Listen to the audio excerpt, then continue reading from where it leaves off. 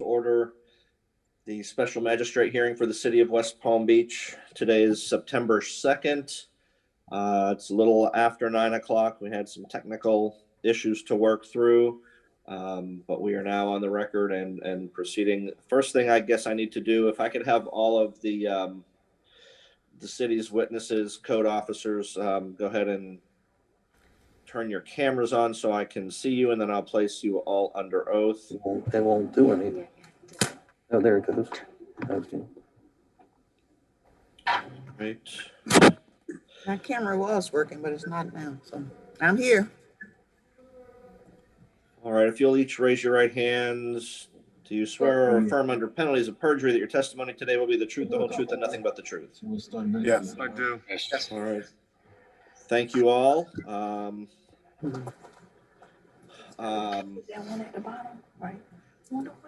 I guess we will. So the host stopped it. Whoa. Go up. Go to the right. Yep, right there.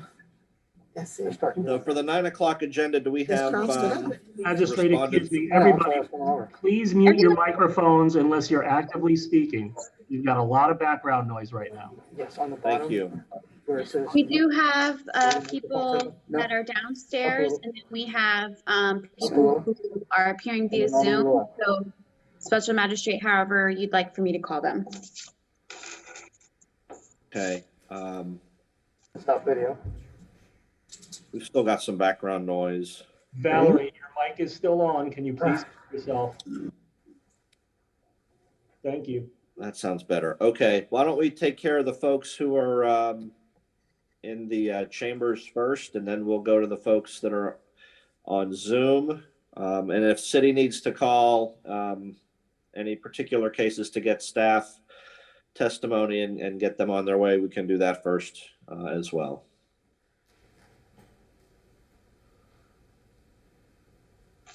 Okay, we're going to start with matter number 23, CE 2007-0018-8901 Okeechobee Boulevard.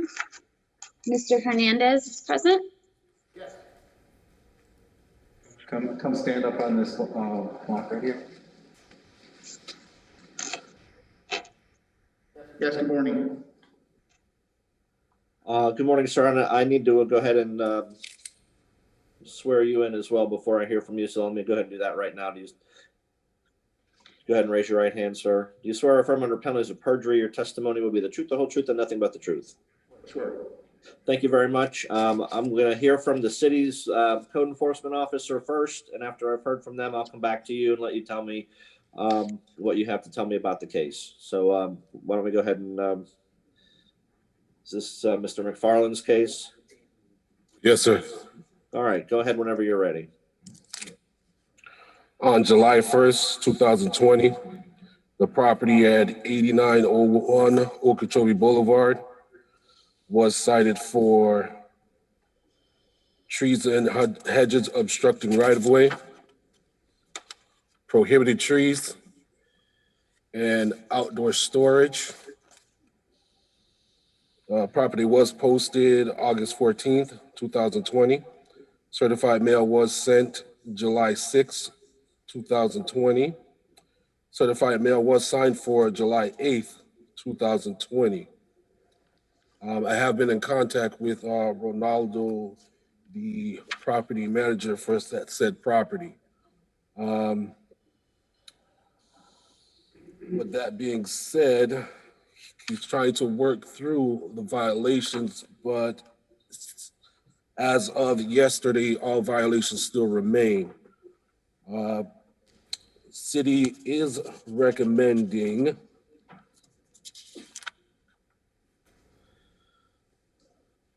$10 for the outdoor storage, or $100 a day. And for the prohibited trees and the obstruction of right-of-way, city's recommending 90 days or $100 a day until compliance is achieved.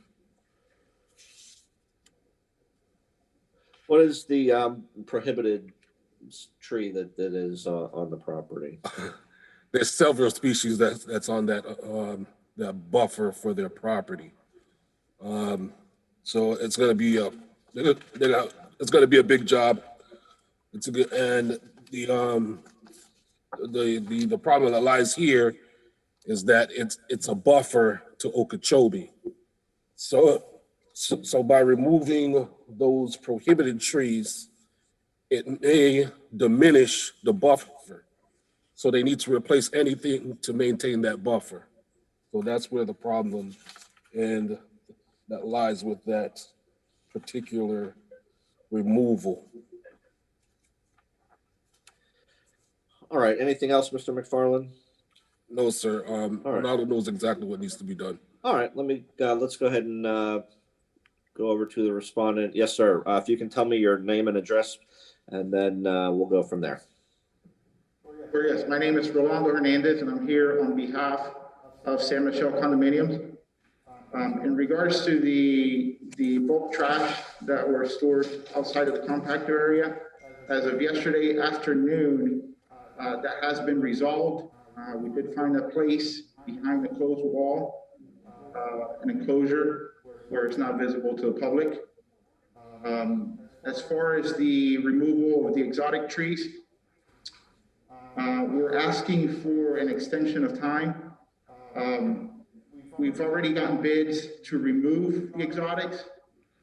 However, we're not sure how much we're going to have to replant. And that's where the issue may come, that, the association doesn't have the funds currently to take on this project. This was something that, we didn't even know. There was some miscommunication between the ownership and the management as to who owned that piece of land to begin with. So with that being said, we're just asking for an extension of time so that we can, get this resolved. We want to get it resolved. We can actually go ahead and remove the exotic plants within the next 30 days. It's just, we don't know how much it's going to cost to replant. We won't know how much, we're going to need to replant. Okay, let me ask Mr. McFarland a question. Once the right-of-way is cleared and the prohibited trees are removed, does that resolve the code enforcement matter? I mean, there may be other zoning related issues, but does that there's going to be other things that's going to come up if that buffer is diminished. But that'll take it out of code enforcement, at least out of this. The removal will take it out of code enforcement. Okay, so if you can get the prohibited trees removed and the right-of-way cleared and have the outdoor storage inspected within the timeframes that the city suggested, that'll take this matter out of code enforcement. There may be other matters to deal with, but it won't be a code enforcement issue because that will comply this case. So I'm not inclined, it sounds like from what you've told me, you'll be able to get this done within the time frame that the city has recommended. And then the issue of replacing anything that might need to be replaced, and nobody knows. I don't know. I'm not sure Mr. McFarland knows. But that's a different matter that is not a code enforcement matter at this point. Okay, so how much time is that? The 90 days? Yes, sir. Okay, that would be great. All right. Anything else, sir, that you'd like to tell me? No, that was it. All right. So you still will need to have the city come out and inspect on the outdoor storage. I know you told me that it is resolved. They still need to come out and take a look at that and inspect it and sign off on it. So make sure that you have them do that. Okay. But for this case, I do find proper notice. Respondent is present. City has proper notice documentation in its file. The evidence does show that the property remains in violation as cited. I'm going to accept the city's recommendation to allow 10 days to resolve the outdoor storage violation, which based on the testimony may have already been taken care of, but that will still need to be inspected. I'm going to allow 90 days for the prohibited tree and the right-of-way obstruction violations to be cured. If either of those timeframes are exceeded, then daily fines of $100 per day will be assessed until compliance is achieved. Thank you. Thank you. Matter number 3, CE 20010357, 600 South Dixie Highway, Unit 354. Mr. Marcos is present.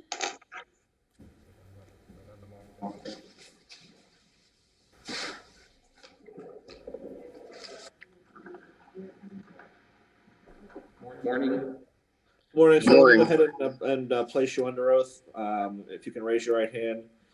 You swear or affirm under penalties of perjury that your testimony will be the truth, the whole truth, and nothing but the truth. I do. Thank you. If you can tell me your name and address. Glenn Marcos, address is the Prado condominium located at 600 South Dixie Highway, Unit 354. And what is your relationship with the property? I own the unit. Okay. I'm going to hear from, I think this is Mr. Levine from the city. And then after I've heard from the city, I'll come back to you, sir, and you can tell me what you need to tell me about the case. So go ahead, Mr. Levine, whenever you're ready. I would like for the moderator to take, put on my camera, please.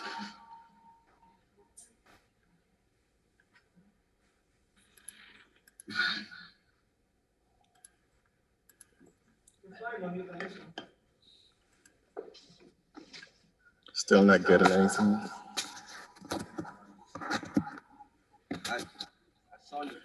Okay. Camera's on, but I think you have the blocker. There you are. Yeah, I got it. Good morning, Officer Levine, City of West Palm Beach Code Enforcement. This property was cited on 1/22/2020 for failure to obtain a rental license and certificate of use.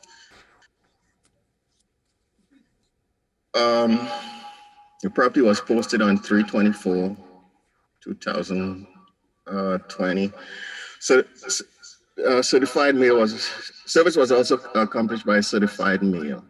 However, the March 27th hearing was canceled due to COVID-19, and all subsequent hearings were also canceled. On March 17th, I received a voicemail from Mr. Marcos and returned that call where we spoke. And I asked Mr. Marcos, how long has he been renting the property? And his response was as of January, and he questioned the fees that were assessed to the property.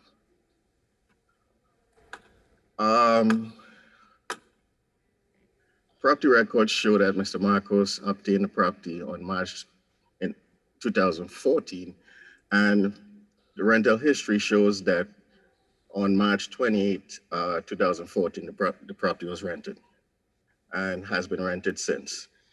So the city is requesting 5 days for the payment of the fees or $250 a day thereafter.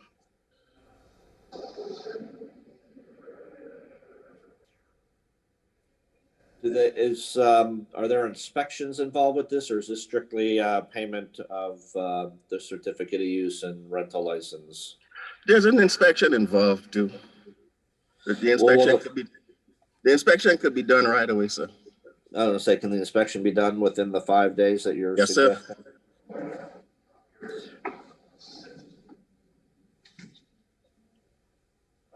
All right, let me go over to the respondent. Go ahead, sir, and you can tell me about the case. Thank you, Your Honor. Glenn Marcos once again. As you heard Officer Baptiste indicate, there was a notice of violation that was provided to me in March. Obviously, when you look at the notice of violation, what Mr. Baptiste did not indicate to you is that I repeatedly ended up asking as to what violation had occurred. There's been 2 public records requests, Your Honor, that I've submitted. On March 25th, I ended up submitting a public records request pursuant to Chapter 119 of the Florida statutes. So I can see exactly what the city was referring to. On March 30th is when I went ahead and received some response from the city. On July 30th, Your Honor, Mr. Kevin Baptiste responded to my public records request by just simply indicating that I had to pay the fee, at which point my case will be closed or show up at the hearing. Obviously, there was some rescheduling of the hearing. What I did say, Your Honor, is that I wanted to pay the full amount, but I wanted to have my due process rights and having my hearing heard by you or the board and get reimbursed if I prevail. On July 30th, Mr. Baptiste responded to my email by continuing to repeat the same thing, which is he indicated that if my case is adjudicated for the next 5 years, I would have to ensure renewal on or before 9/30th to avoid any repeat violation. Your Honor, on August 18th, I went ahead and submitted another public records request. What I failed to end up indicating earlier is that when I ended up submitting my March 25th public records request, what was sent to me on that March 30th by Mr. Baptiste was simply a notice of violation that was dated 1/22/2020. And then that public records request also provided for property details, an affidavit of the posting, and picture of the posting of the notice on my door at 600 South Dixie Highway, Unit 354. In other words, he had no proof whatsoever that I was in violation of what the notice indicated that I was in violation of. Apparently, a notice was sent, and basically a notice that indicated a violation without any proof that I was in violation, and I continued to ask Mr. Baptiste for that proof.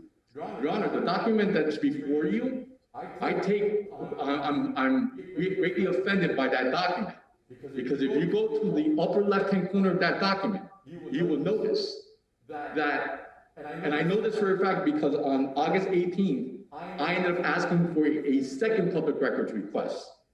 All of a sudden, on August 24th, this document shows up. And if you look at the upper left-hand corner of the document, it's dated August 18th, 2020. So my file has been padded, and now this shows up to indicate that I'm in violation. And he did this after sending the notice of violation. Your Honor, with all due respect, I think that this case should be dismissed. I will comply with whatever ordinances the city has, but right now, that notice of violation was sent without any legal rights by the city to end up sending that violation. They had never had anything on the records to show that I was in violation, Your Honor. And if you look at that document right there, it's in the upper right-hand corner, it's dated August 18th, which is several months after that notice of violation was sent. So in other words, I guess the city might be in the practice of sending out notices of violations and see what sticks. And the only thing I continue to hear from the officer is either pay the fee,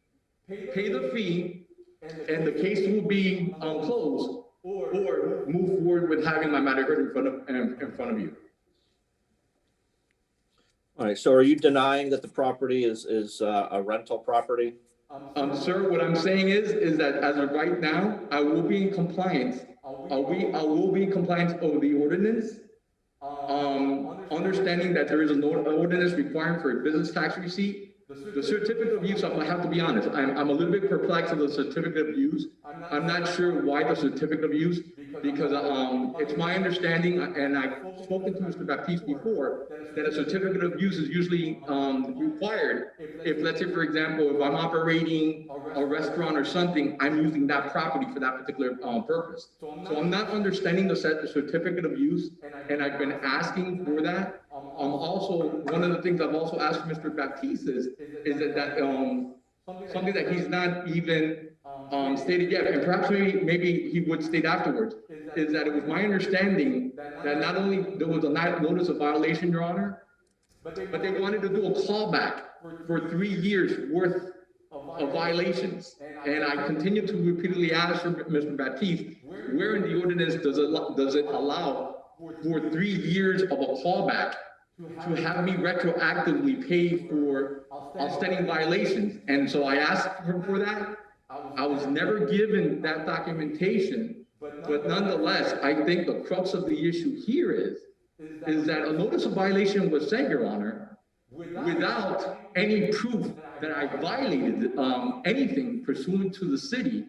And yet, afterwards, they almost planted evidence into the file to make you believe that I was in violation all along. And then they come up with this right here, which they've never had this to begin with, which is a service, which I'm not sure how accurate that service is. I'm not sure where they got that information. But obviously, my next step would be is to see whether even the city has paid for these services with Tom Pass, because I've never even, I don't know where the software comes from, but I'm not going to stand here before you to not be given the proper notice with the proper violations, something that was padded up just roughly a week ago. And so what I can say is that I'm not sure whether that's accurate, but I know what will be accurate is that I will be in compliance with any ordinance the city has. But this is not notice of violation, Your Honor. I'm respectfully requesting that the city dismiss this case and allow me to move forward with my matter. All right, I'm not sure you answered my question. Are you denying that the property is a rental property? I'm not denying that I have interest in renting the property, Your Honor. So I'm not denying that. And so that's why I'm saying I will be in compliance in the future. Obviously, what I can say, Your Honor, is this. I've tried to move forward or perhaps maybe exploring rentals, but with the situation with COVID-19 right now, I'm not sure whether I'm going to have a successful rental endeavor for the long term. But I will be in compliance if need be. I will review again the ordinance. What I'm not understanding, once again, is the certificate of use, because they're charging me, I think there was 2 different violations. One for a business tax receipt, which I get. I understand how the ordinance reads, Your Honor, but what I'm not gathering is the certificate of use. So let's say, for example, let's just say for the sake of argument and discussion, that if I were to be renting the unit, and I am renting the unit for the sake of argument, what I'm saying is that I'm not understanding why I'm being told that I need to have a certificate of use when I myself, I'm not using that location for a particular business purpose. I'm not. Again, most certificate of uses are for when you have either a law firm operating from that location, or perhaps maybe having a bakery operating from a location, maybe an accounting firm. And so I understand that certificate of use, because then it would require an inspection and to ensure the fact that the proper zoning is incumbent upon, or it's pretty much incumbent upon that property. So again, I try to end up having some discussion and understanding how that certificate of use works, Your Honor, with all due respect. To be quite honest with you, and I've had this conversation with Mr. Baptiste, I am a government employee. So I do understand, the purposes of BTRs and COU, and I have to tell you, I mean, this caught me a little bit off guard, because having a business tax receipt, even perhaps for like rental purposes, is not a common thing that I've seen throughout municipalities. And so what I am presenting to you today is that I will be well versed. I still have that lingering question on the COU, on the certificate of use, and I will be compliant, but I am asking for the city to remove this notice of violation altogether, have a clean slate so I can move forward. And with all due respect, if you see the chain of emails, Your Honor, that I submitted to the city, my intent all along was to end up paying the fees up front, but if I would prevail, to be reimbursed for that, and then allow me to move forward with being compliant with any city ordinances that's in the books. Is there any reason you can't comply within the next 5 days? I would, my intent, Your Honor, all along was that I would want to comply within this fiscal year, understanding that fiscal year ends on 9/30. whatever is required of me, I would end up complying until 9:30. Again, the issue here is that when you look into, and I went onto the website. The website is very clear. They're charging me for BTR and charging me for a COU. And I think Mr. Baptiste will end up indicating also that it appears that for both situations, they have retroactively gone back 3 years.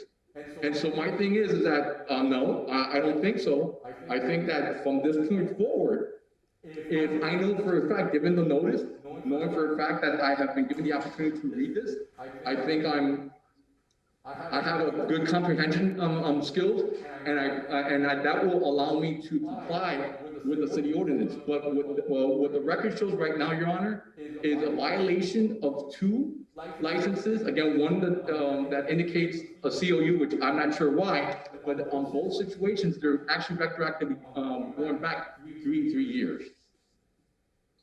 All right, thank you, Mr. Marcus. Anything else from the city? Yes, sir. May I be heard? Yes, Mr. Posner, Yes, sir. go ahead. Mr. Posner, West Palm Beach Code Enforcement. Responding to some of this, Magistrate, you're already aware of the legal validity of the COU and the BTR. No need to respond to that. The document, as far as the date that he's saying was in August, it was actually August 19th. He said August 18th. That document was not known ahead of that date. I met with Mr. Marcos on that date and said I would look into the issues that he just raised with you. Now, when the case was originally opened, it was opened based on 2 factors. One is the unit has an ownership address in Hialeah, which often indicates rentals. And the other is on verbal evidence from speaking to people at the condominium. Mr. Marcos repeatedly asked for documentation, was told there wasn't any. That was accurate. That was true. Verbal testimony is allowed. Is up to the magistrate, not the property owner, to weigh the validity of any such testimony. This document was found on August 19th after I told him I would look into it. Having looked into it, it's pretty clear that the document backs up he's rented for 3 years. Charging back 3 years, I'm sorry, rented or advertised for rent. Advertising for rent, as the magistrate knows, is also legal. Legal evidence of business activity, in this case for a rental. Bottom line is the state law allows for charging for back 3 years. As you're aware, this is commonly done, even if he is not aware. And the city is asking for all 3 years of payment and asking for it 5 days or the fine that Mr. Levine already requested. All right, thank you, Mr. Posner. Mr. Marcos, do you have any comments or questions based on Mr. Posner's testimony? I do have a comment. I mean, obviously, he just indicated to you in this matter before you that no documentation or evidence existed when this violation was sent to me. And obviously, they ended up printing out something that's way after the notice to end up making it seem like that I've been in violation all along. Now, as far as the Hialeah address, I mean, that's quite a generalization, and I take quite exception to that. Because at the end of the day, Mr. Posner wouldn't even know whether or not I would end up using this residence as my second home, or perhaps maybe understanding the fact that I do have a large family, which has allowed me to end up affording this place at times to family members to end up living in. So for him to end up saying that just because of the fact that I have another address as my primary residence, to end up indicating that there's a nexus between that and having this as a rental property, and not even presenting to you before you, Your Honor, that perhaps maybe this is a second home or something that I would want to go ahead and have, for as part, of my portfolio. It doesn't necessarily mean that I'm renting the property. Again, I have not seen the document before me. Even when I came here during the last scheduled meeting, which is what Mr. Posner is not indicating is that when I received notices, there was even a mix-up on those notices. But that's besides the point. When I ended up asking Mr. Kozler at that particular point in time, just to have a moment of his time to go over my matter and to review what's in the file, Your Honor, there was nothing in the file. There was nothing that could be discussed, and both Mr. Kozler and Mr. Baptiste kind of walked away telling me that they will get back to me on this matter. Yes, I tried to amicably resolve the issue. I tried to go ahead and speak to both of them, Your Honor. And when they ended up indicating that they would get back to me, what they did was they ended up resending the notice of violation. That's what they did. And never even tried and attempted to work the issue with me. So as far as even having good faith discussion with Mr. Kozler and Mr. Baptiste, that never occurred. And I'm quite disappointed. I am presenting myself in front of you, in front of the city, and I'm saying to you all that I understand how the ordinance reads, and I will be in compliance of that ordinance. But that has nothing to do with the notice of violation that shows that they had no evidence to begin with. They planted something in my file to end up making it seem like that they had this all along when they ended up sending the notice of violation. Sending a notice of violation when there's no proof, I think that needs to be weighed heavily by you, Your Honor. Thank you. Thank you, Mr. Marcos. Quite frankly, you've admitted that you use the property as a rental property. So first, I am going to find proper notice in this case. Respondent is present. The city has proper documentation in its file. It is exceedingly clear to me that the property remains in violation as cited based on not only the city's testimony, but the respondent's admissions. I will accept the city's recommendation, allow 5 days for compliance. Thereafter, daily fines of $250 per day will be assessed until compliance is achieved. Thank you very much. Thank you. Okay. Calling matter number 18, CE 2007-0214, 1204 Okeechobee Road. We have Mike Bubis appearing via Zoom. How are you today? That's your name. Hi, I'm Mike Bubis. Mr. Bubis, you are the respondent. This is your property.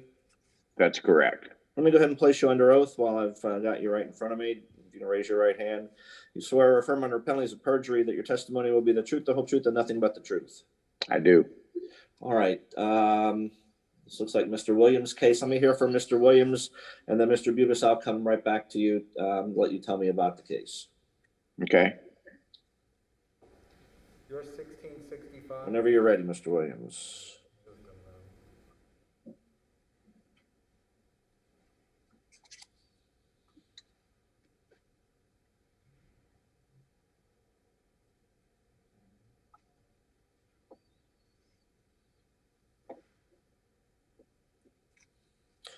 Do we have the code enforcement officer?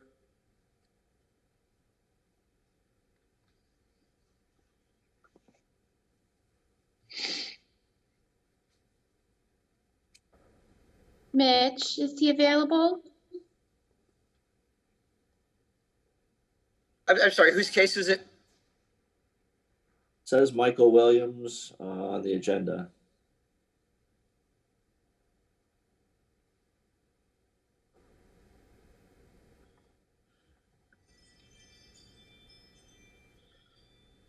I do see him connected. Can you hear me now? Can you hear me now?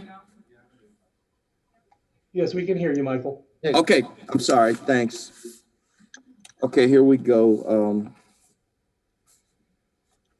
1204 Okeechobee Road, it's a commercial property. The property was initially cited 7/14/20 for the special magistrate hearing of 8/5/20, which was postponed. Certified mail was sent.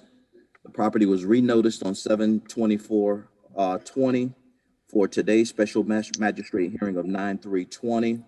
Certified mail was sent on 7/24/20. The certified mail was returned on 8/10/20. The property as well as City Hall was posted on 7/24/20. In light of the fact that this particular property I had been in contact with the respondent there at the property on a couple of occasions with regard to complaints about painting autos or auto parts out in an open area. There was an initial complaint on 6/10/20 with regard to the respondent spraying auto parts outside. And upon speaking to the operator of the property, Mr. Errol Henry, he did also concede that they were spraying some auto parts outside. However, they do not have a booth, and therefore they cannot spray vehicles whatsoever there. They can do automotive repairs, body work. However, they don't have a license to spray vehicles in any shape, form, or fashion. On that particular occasion, on 6/10/20, what I did was I issued a correction notice. Mr. Henry indicated that he would no longer continue to spray the vehicles, that he would only do the body work. There was subsequently on 7/13/20, I received another complaint from a neighboring property regarding the smell of paint coming from the location 1204 Okeechobee. Upon visiting the location, I noted that a vehicle was there prepped for spraying. There was air hoses, paint, and also I noted a strong smell of paint and fumes coming from the area. And so that's why we are here today. So what the city is requesting is a finding of fact and a one-time fine of $250 be imposed.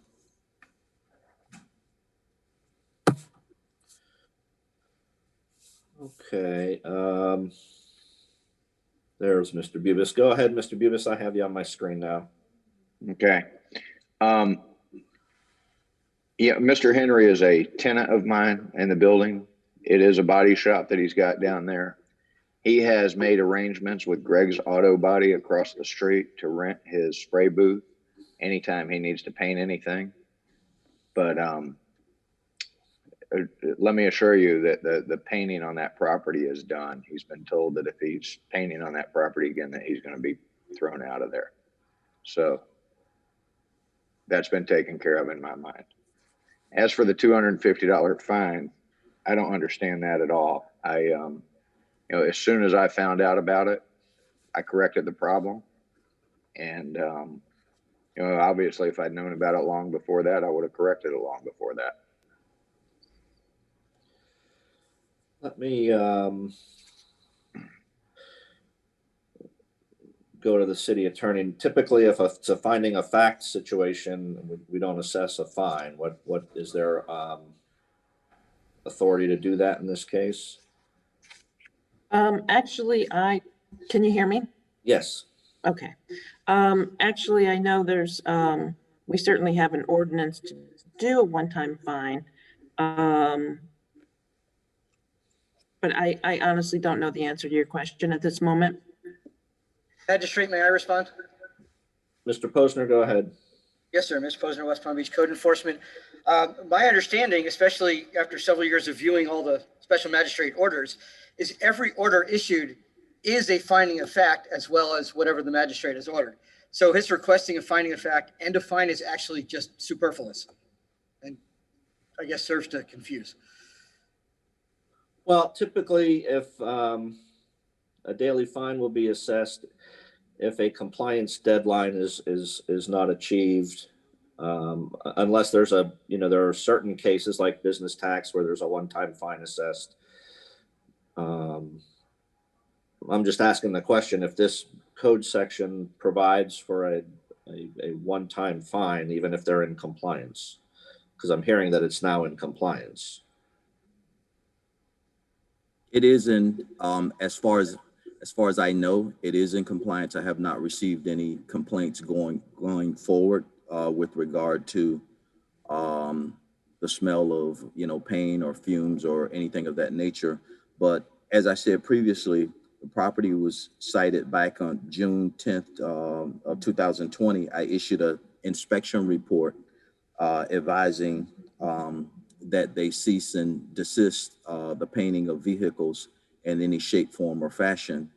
And so the property ended up being cited once again for the exact same violation.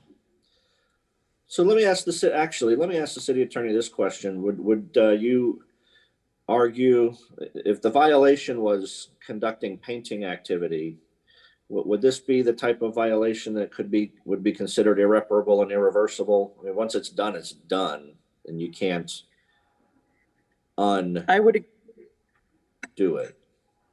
I would agree with you on that respect, yes. And I think in that regard, if it's an irreparable and irreversible violation, then the law does provide for actually penalties quite larger than $250. All right, let me ask Mr. Butis if you have any additional comments or testimony you want to give me, then I'll hear from you one last time. No, the only thing that I can tell you is that the second time that Mr. Williams went in there, from what I understand, there was a car being prepped in the area that he previously sprayed cars in, but it was scheduled to go across the street to be painted. So Okay. the car, in fact, was not being painted on the second time around, from what I understand. Right. Can I think Mr. Williams testified that he smelled paint fumes on that inspection as well, though. Yes, I did. All right. All right. And if I can, I'm not so sure that if you went over there today that you wouldn't smell a paint, some residue from previous painting going on over there. Okay. But I don't know that. I don't know that to be true. Okay. Well, I appreciate that, Mr. Buvis.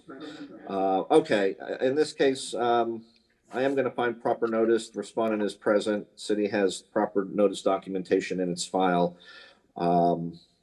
Based on this testimony and evidence, I'm going to find the property was in violation of City Code Section 94-6, but has come into compliance, although the compliance was not in accordance with the notice of violation.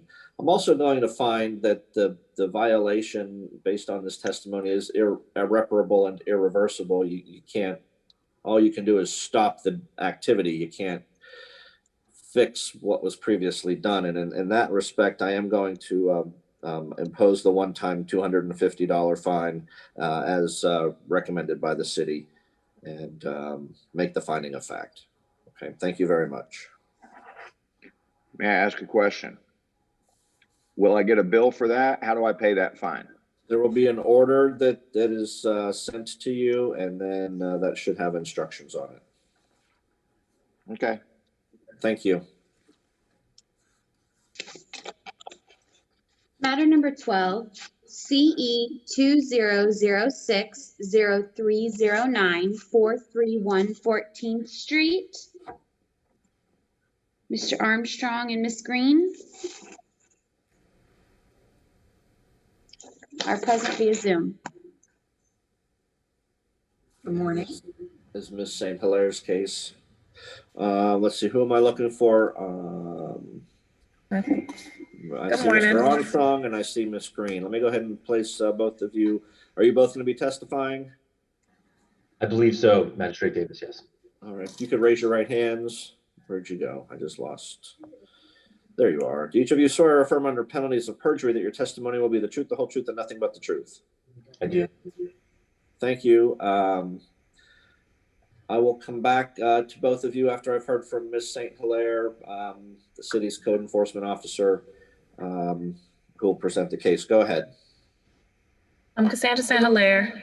I'm code enforcement with the city of West Palm. This property was cited on June 25th.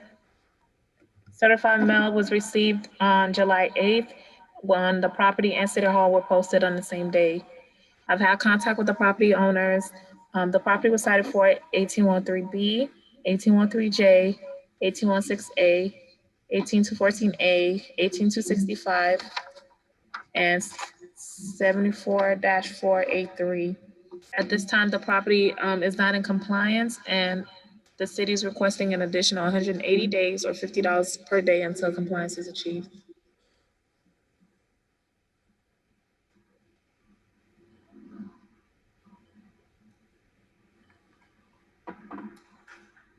All right.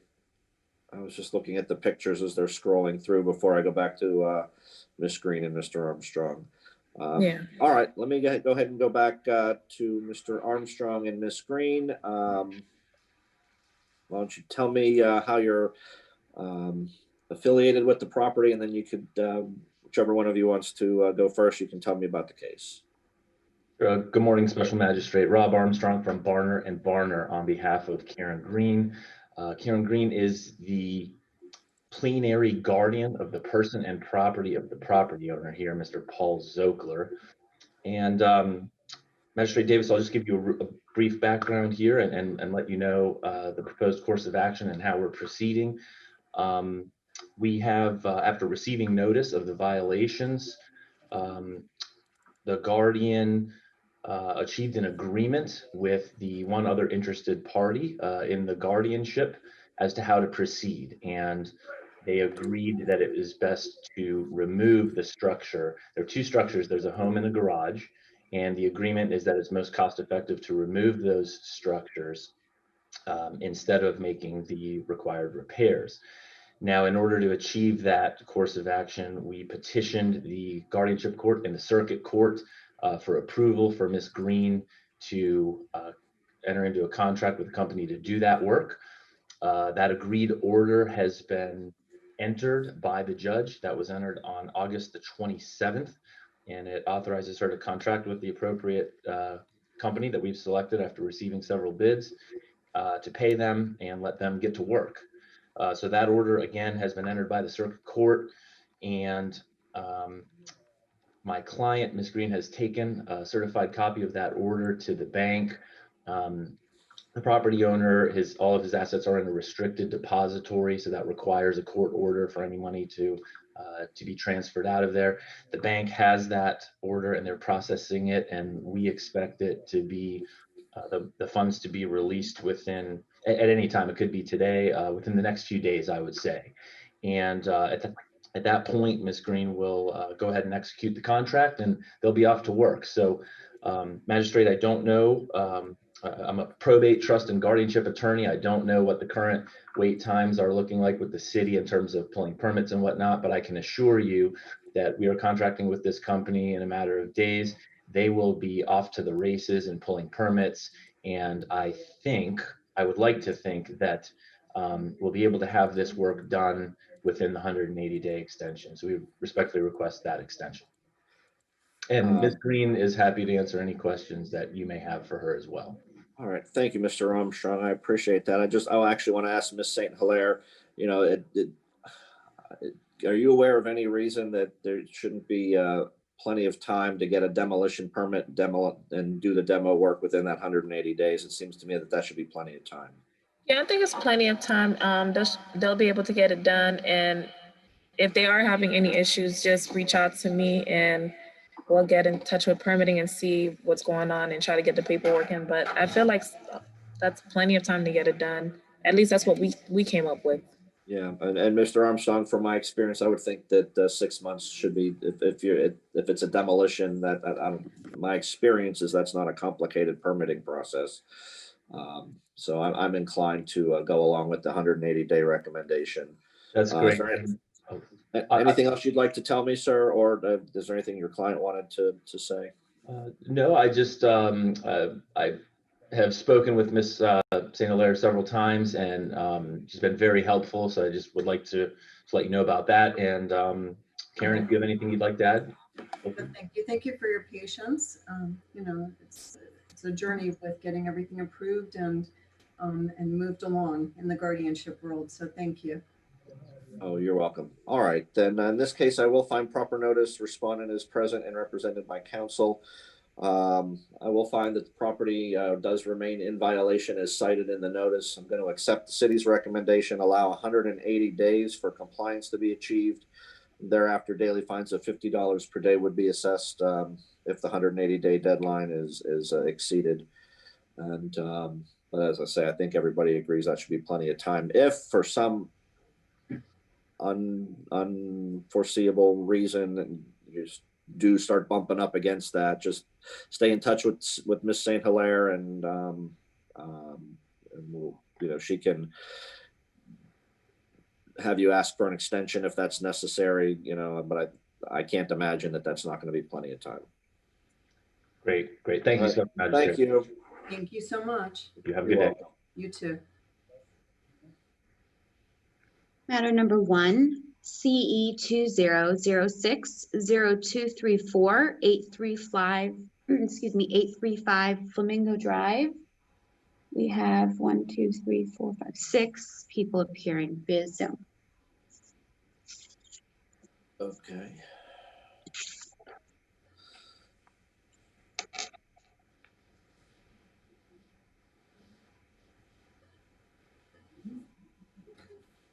All right, let's see. This is there's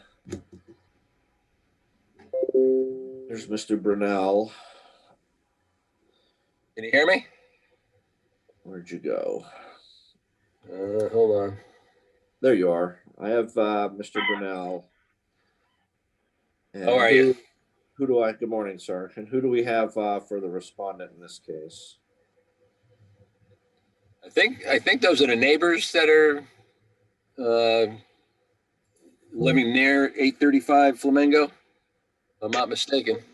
Your Honor, this is Michael Gelfand. I'm one of the neighbors, and we also have Alexandra Allendry Williams and Patrick Healy, who's under the screen name of Catherine Van Duzen. And we also have Christopher on the line also as neighbors. Are any of the neighbors here on behalf of the respondent, or are all of you here as concerned neighbors? None of us are on behalf of the respondent. We are all here as concerned neighbors in support of the city. Thank you, sir. Let me go ahead and go back to Mr. Brunel, let you present the case, and then I will go back to the neighbors and swear anyone in who needs to testify, and we'll go from there. Okay.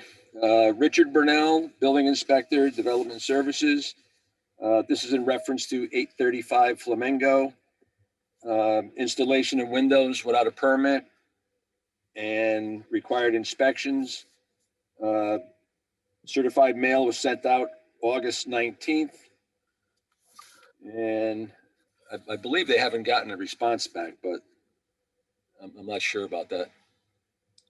And it looks like the property was posted. I'm looking at a picture of what appears to be a posting of the property. Right. I posted both of those, the citation and the notice. And those postings also are at City Hall? Yes. Thank you. All right, what relief is the city seeking in this case? And this is going back, I wrote the citation June 11th of this year. And like I said, I don't think they've heard back from the owner yet. I think that would probably would have been enough time for him to pull a permit for the windows. I will say one thing, he did purchase the house with the windows that were already installed, so he pretty much inherited this. And I mean, as far as the fine, probably $100 a day for each additional day that the application is not submitted. So in order to get this out of code enforcement, they need to obtain the permits and then have the inspections done. Correct. Then how much time do you think that it'll take going forward? Let's assume if he put the application in for the permit, I would think it would be no more than 30 days. Okay. All right, Mr. Brunel, thank you. Let me go back to, let me start with, I guess, Mr. Gelfand. Let's see, I have Mr. Gelfand, I have Mr. Is it Kuzdub? Yes, I'm one of the owners on the property. Okay, so you're here, you are the owner of the property. Yes. All right, let me go ahead and get, so I have, well, Mr. Gelfand, Mr. Kudzub, I have, Mr. Johnson, are you here for this case? Yes, I'm here. And you're one of the neighbors, sir? Yeah. And then I have The gentleman who's under the screen name of Van Dusen. You're one of the neighbors as well, sir? You're muted. Thank you. Sorry, yes, Patrick Healy, H-E-L-Y, and I'm a neighbor. Okay, well, let me go ahead and put all of you under oath at the same time while I've got you, and then I'm going to go back to Mr. Kudzub and hear from him. If you'll raise your right hands, do each of you swear or affirm under penalties of perjury your testimony will be the truth, the whole truth, and nothing but the truth? Yes. All right, thank you. Mr. Kudzub, let me hear from you as the owner of the property. Yes, so like Mr. Brunel mentioned there, we inherited this issue. We weren't aware that the windows were not permitted ahead of time. There was nothing communicated to us upon purchase of the home. Since we did receive the violation, we've been in contact with the city. That was Dylan Battles from the city, as well as the historic planning department. That was Frederike Mittner. And just recently, because we were trying to figure out whether the existing windows could be permitted or we'd have to go through an actual permit to get new windows installed, which is the direction that we're going to be heading. So we are just requesting that we have an additional 60 days, given that we're in Canada here and there may be some delays, to get those permits in and accepted from here on out. So you've been working with the historical folks as well as the building folks, and it looks like you're going to have to replace the windows. Yep, it looks like we have no other choice but to replace the windows because the ones currently there don't comply with the historic regulations. Okay, I understand that. Let me real quick go back to Mr. Brunel. Mr. Brunel, given the testimony that they may have to replace the windows, is there any issue with the request for the 60 days for that permit? I think that'd be fine. Okay. Then let me, so I have Mr. Gelfand, Mr. Johnson, and sorry, sir, I keep saying Van Dusen. I forgot. Sorry, Your Honor, it's Healy. Yes, is there anything that any of the three of you wanted to add to this? Mr. Gelfand, you're muted. Oh, you're all muted right at the moment. There we go.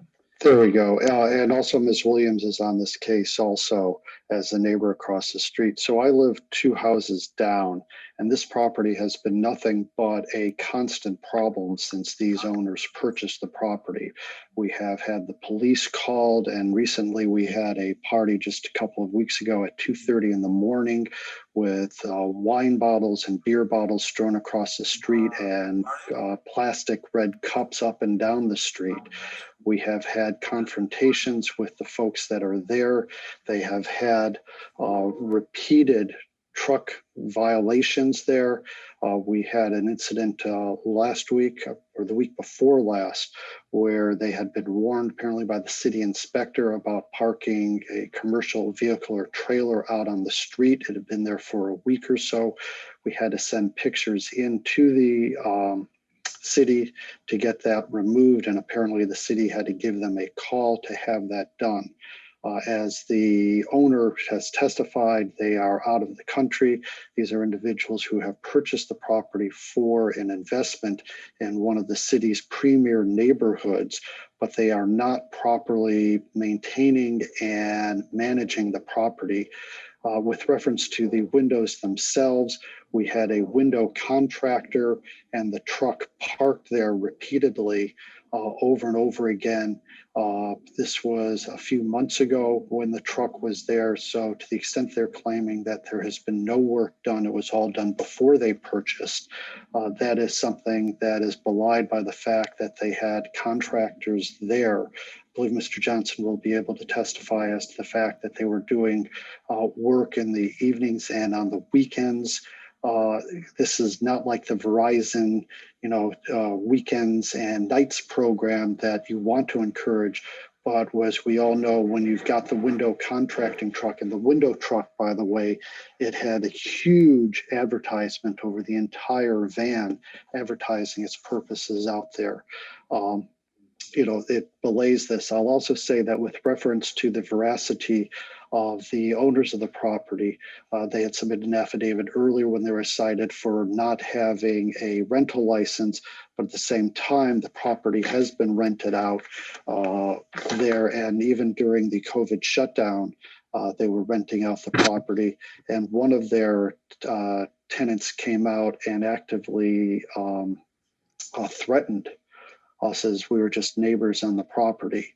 So, Your Honor, I would be asking that the magistrate, in essence, throw the book at these folks, because if you look at their record, they have repeatedly received warnings, they've repeatedly received citations, and especially because they've chosen to invest in our beautiful neighborhood, a gem of the city, and they aren't paying attention to this. There appears to be only one way to get their attention to ensure that the code is properly followed, and that is that you fine them accordingly for that.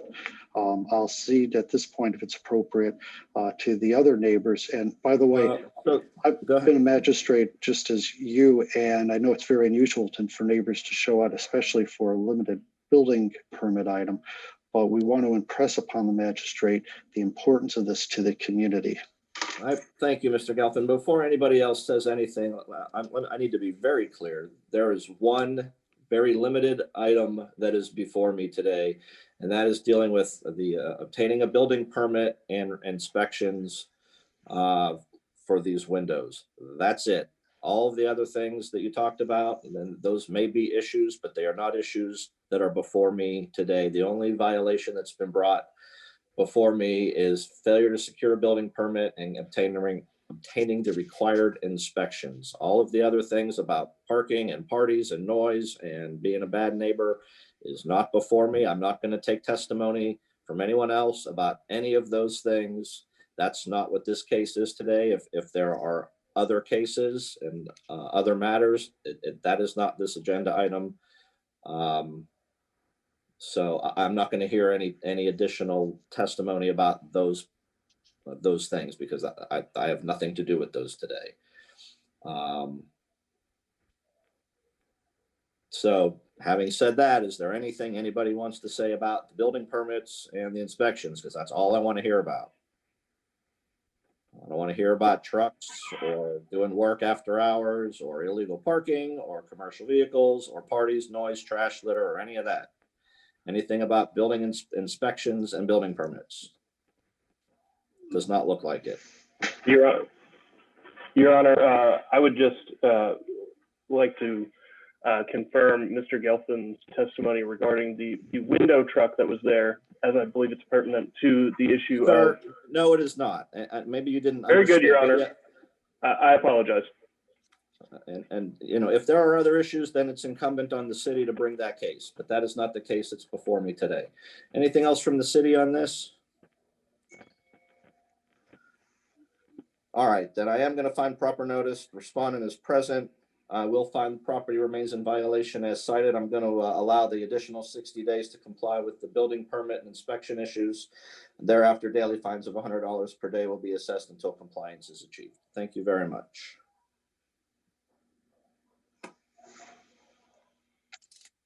Okay, we are jumping to matter number 41.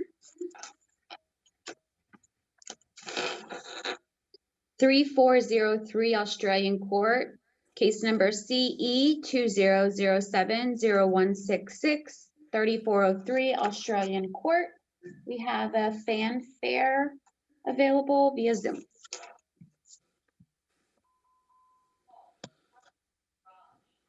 Okay, Mr. Fanfare, I see you in front of me. Why don't I go ahead and put you under oath at this time? Do you swear or affirm under penalties of perjury that your testimony will be the truth, the whole truth, and nothing but the truth?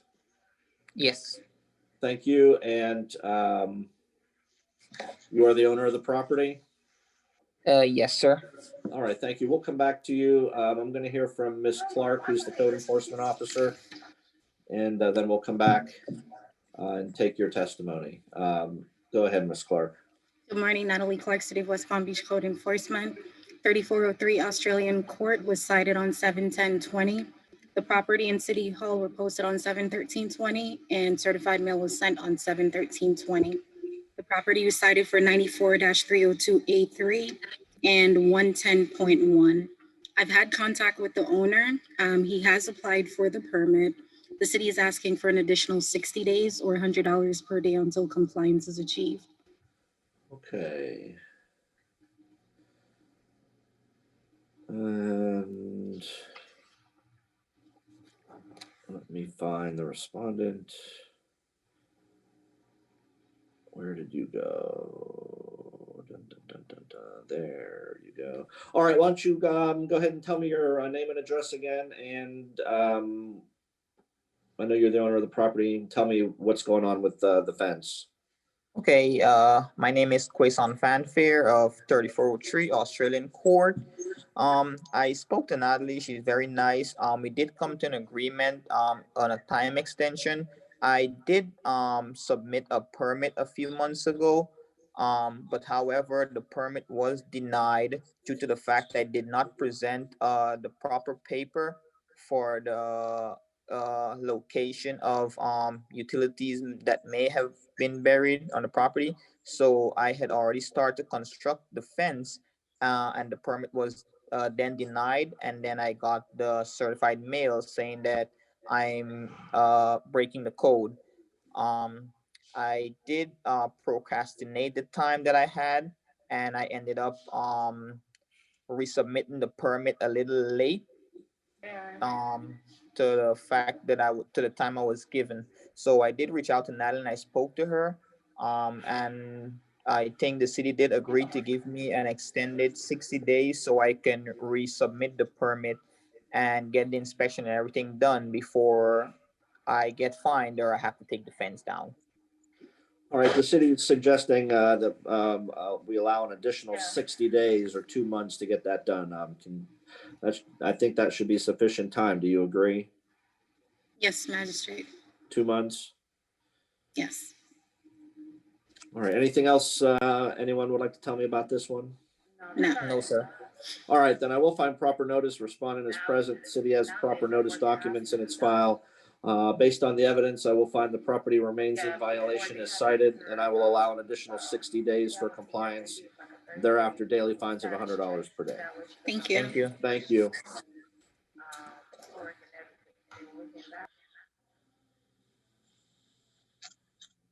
Okay, we're going to matter number 6, 831 Village Boulevard, Unit 602A, case number CE 2008-0070, 831 Village Boulevard, Unit 602A.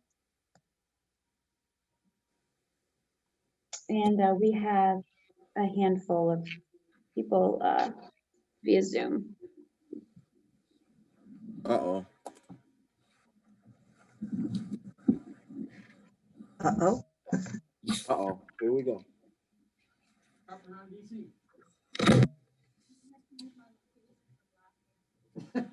Let me find. More fun. Is it Miss Wardell that's presenting the case? Yes, it is. Yes, it is, Your Honor. Where are you? Right. There you are. All right, I found you. Is there any other witnesses for the city besides you, Miss Wardell? Right. Exactly.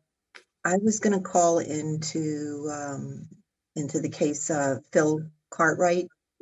Okay. Yes, he was the code officer that sent me the pictures here. So I was going to ask him if he could explain the pictures a little bit better when I present. Okay, why don't you go ahead and present the case, and then we'll hear from you and Mr. Cartwright, and then we will circle back to the folks that are here on behalf of the respondent. Okay, thanks.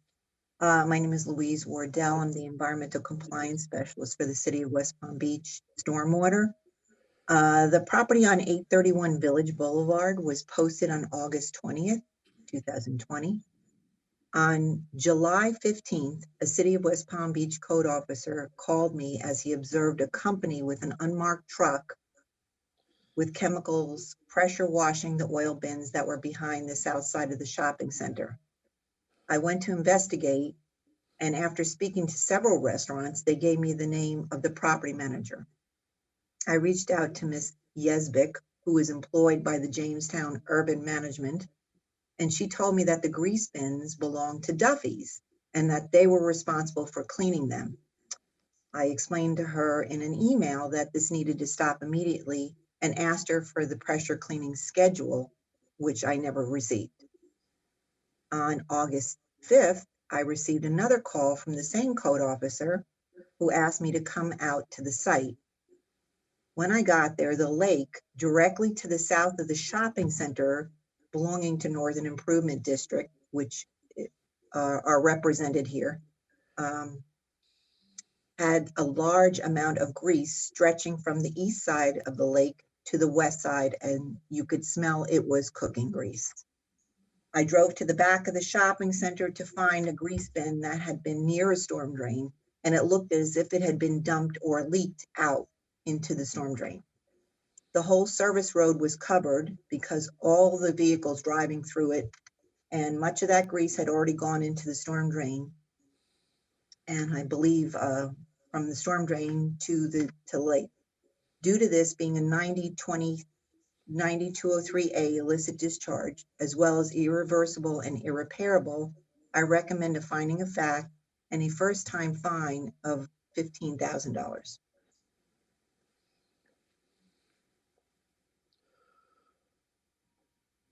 I don't know how the pictures got so crooked. All right. Did you want Mr. Cartwright to testify at this point?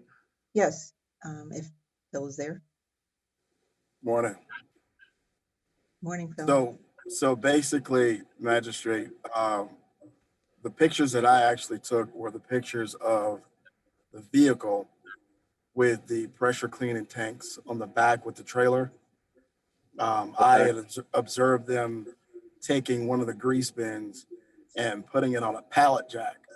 That grate that you see that's in that picture butted up against the sidewalk, they had taken the pallet jack and pushed it over the top of the grate so that when they pressure cleaned all of the oils and greases, that it would then drain into the grate going into the storm drain. I also took pictures of them. I believe there is one in there, like that picture you see where they're pressure cleaning it there. So everything that they're washing out goes right into the storm drain. Also, there's another picture that shows them pushing that grease bin back into the storage area where they originally pulled it from. So talking Let with, me ask, yes, sir. let me ask real quick, the storage area where the grease bins were, do you know what that is affiliated with? We found out that the storage bins belonged, there were two of them in there. One belonged to Duffy's, but we did not, excuse me, we did not find out who the other storage bin belonged to. But they're both on the same property owned by Correct. Jamestown That Village is correct. Common Shelter. That is correct. So whichever tenant it was that property. Correct. Along with this grease bin that you see here, that belongs to a newer company that's moving in. We believe they dug up this grease bin from out of the ground and spilled grease into the roadway like you see and going around to the back. But the one that I'm sorry? I was just going to ask, what was the evidence of that? You said you believe that that's the case. I think, Louise, do you have, excuse me, pictures of that one, the other company? Yeah, there was some pictures on there that we had taken from the back of that restaurant. We had also called DEP and Northern Improvement into the case because of that picture right there is from the other restaurant. Go back, Monique. Can you go back, Monique?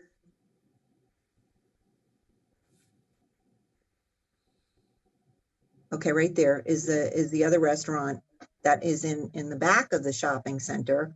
And we saw a big space where it looked like the grease bin had come from. It was pulled out to this part and you could see the grease all coming down into the storm drain. A special magistrate, the pictures that I took, there's also a picture of them, like I said, taking that pallet jack with the grease bin, putting it back into that storage area.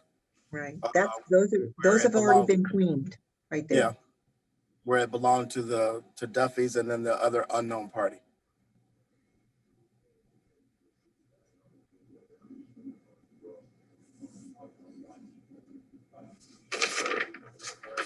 All right, did the city have, did you have folks from either DEP or Northern to testify about anything today? Yes, I believe Ken Roundtree is here from Northern. Good morning. Can you hear me? Ken Roundtree. I can hear you. I gotta find you. Aren't Zoom meetings great? Yeah. No. No. Where's Mr. Roundtree? There's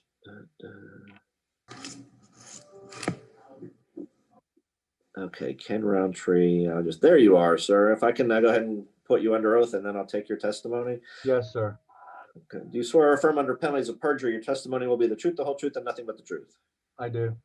Thank you very much, Mr. Roundtree. If you can go ahead and state your name and who you are and what you do, and Sure. then you can tell me about your piece of this. Yes, thank you very much. My name is Ken Roundtree. I'm the Director of Operations for Northern Palm Beach County Improvement District. We own the lake where this illegal discharge happened. It's about a 4-acre lake. Ms. Wardell is right. We've been in constant conversation since this whole event happened. She notified us on August 6th that we might want to go out and look at the lake because there's a lot of grease. We don't know the exact volume, but we observed it. You saw some of the pictures, a floating mass. Once you brought it to our attention, I might backtrack a second. Northern Palm Beach County Improvement District is a special 298 district. We have no authority enforcement capabilities by legislative powers. So we rely on the cities that we work in to help us with code compliance issues. That's how we got involved with the city of West Palm Beach. Okay, fast forwarding again. Once you notified us that we had a problem, my staff and myself monitored the situation after August 6th. That was on a Thursday, I believe. We monitored the situation for the next several days with the understanding that we were going to have some rains. The weather service called for a lot of rain, so we thought let's monitor it. It might dissipate some before we come up with a course of action. The reason I'm primarily here before you today, we engaged. If we moved forward a couple of days, the week after the Monday after the 6th, we noticed that we've got to do something. We've got to hire a company to clean it up. We engaged with one of our contractors, Future Horizons, who does our aerator program in that lake. He also sprays for aquatic weeds. He's kind of our go-to guy when we have an issue with the lakes in that area. We asked him to make arrangements with Cliff Berry, which is an environmental cleanup company. We did that for the time of Wednesday, Thursday, and Friday of that week. We have since cleaned it up. We incurred a cost of $12,276. We're just looking for, get on record that we're asking that there's some way possible the perpetrator could reimburse us. We understand that's not possible through this avenue. We'll have to go our own way with our own legal. But to this date, I don't have a report of actually who the contact is because West Palm was handling that aspect of it.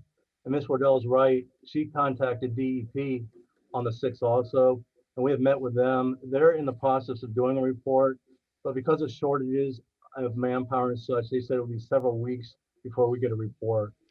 So that's why we're here today before you. All right, Mr. Roundtree, I appreciate that. Ms. Wardell, did you have? Oh, I'm sorry. I do have copies of invoices and our purchase order that we gave to the company. So if there's a proper time to submit that to the city, we will, but I wasn't sure of what avenue to take. All right. Ms. Wardell, did you have anybody from any other agencies that you wanted to have testimony on the record? No, I believe that's it. Okay. Yeah. Then is there anything else? Well, actually, let me ask, I guess, Mr. Roundtree,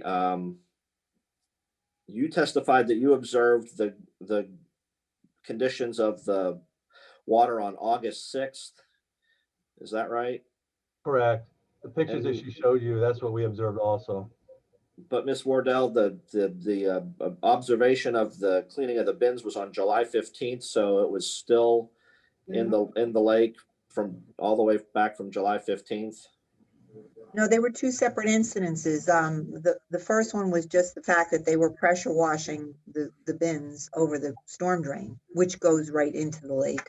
And then the second incident was a different grease bin in the back of the building that leaked out into the, and none of the store owners understand that this can't happen. You understand what I'm saying?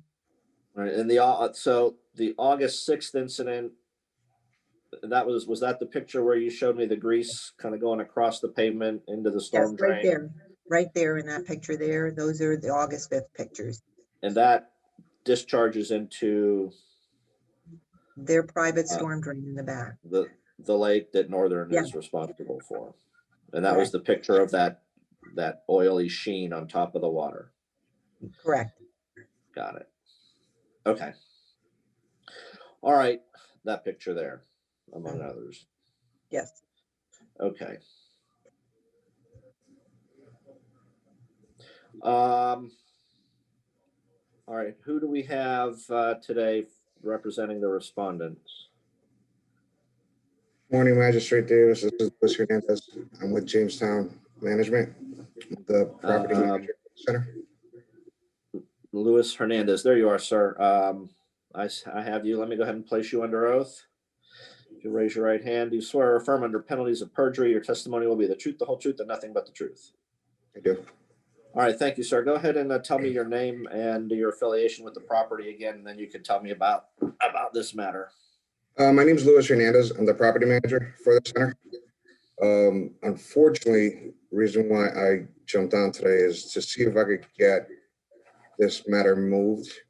We just received this yesterday, and our company would like to talk to council before we have this hearing. Let me ask let me ask the city again, how notice was achieved for not only the violation, but for today's hearing? The notice was posted on the building and also in City Hall. And I believe it was sent certified mail. And do you have a return receipt on the certified mail? No, I believe it came back. What do you know when it came back unclaimed? I'm not sure the date, but I think that it came back. So. Well, we did receive it. I received it last night or yesterday afternoon at our corporate office in Atlanta. We don't have an on-site management office at the center, so we didn't know that it had been posted at the property. Let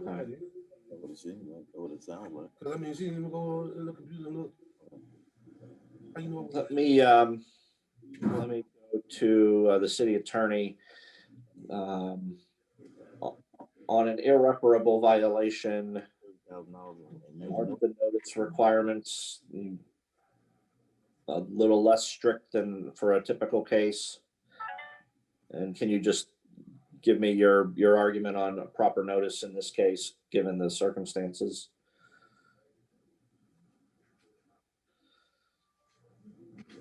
Let me think about that. I don't know. I don't know without having access to any resources at the moment, whether they're less stringent, as you say. Let's see, let me do this. This is a tracking information, Mr. Davis.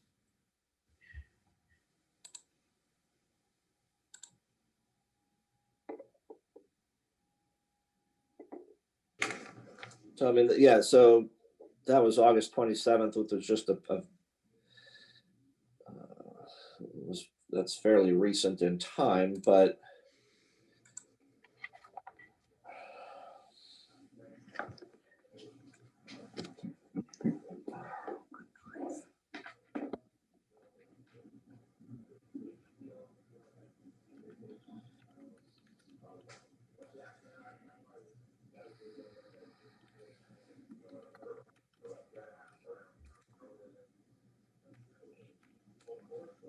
Are you waiting further for me? Because I no, can't I'm looking, access anything. I'm Okay. pulling up, I'm going to chapter 162 of the Florida statutes.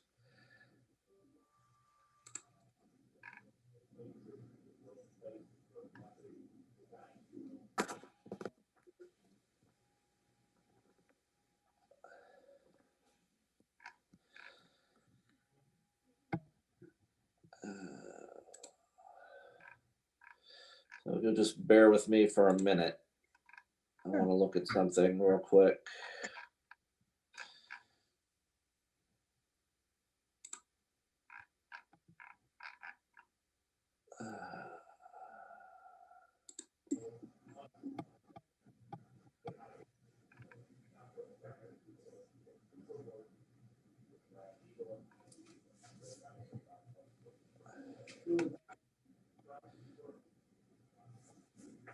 I'm looking at chapter 162, section 16206, parens 4, and it indicates if the code inspector has reason to believe a violation is irreparable or irreversible in nature, the inspector shall make a reasonable effort to notify the violator and may immediately notify the enforcement board and request a hearing.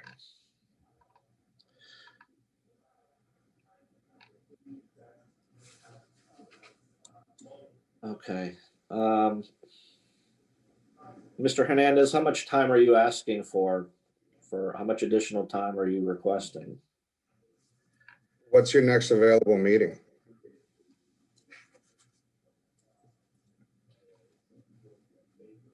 I'm not sure. One of the things that I just noticed that there were some pictures in that presentation that was presented by the city that I hadn't even seen. So let's see. Special Magistrate, the next code hearing is September 16th. What's the city's position on the respondent's request to continue this to September 16th?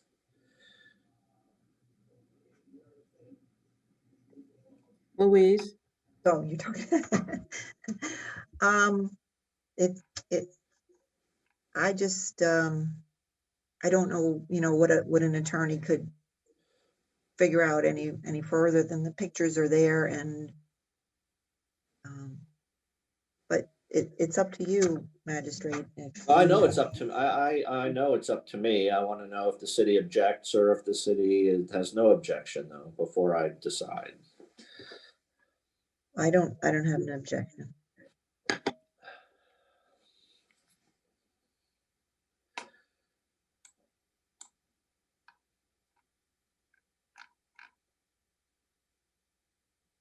Let me get from Mr. Posner and from the city attorney's office in terms of the respondent's request.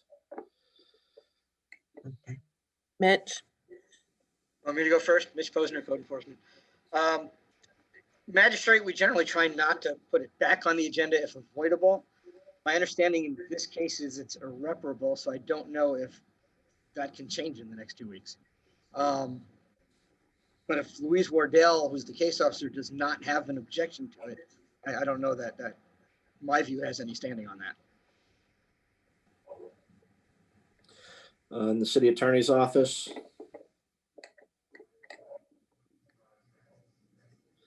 I mean, I will tell you personally, I would be inclined to deny the request, but if the city is in agreement with it,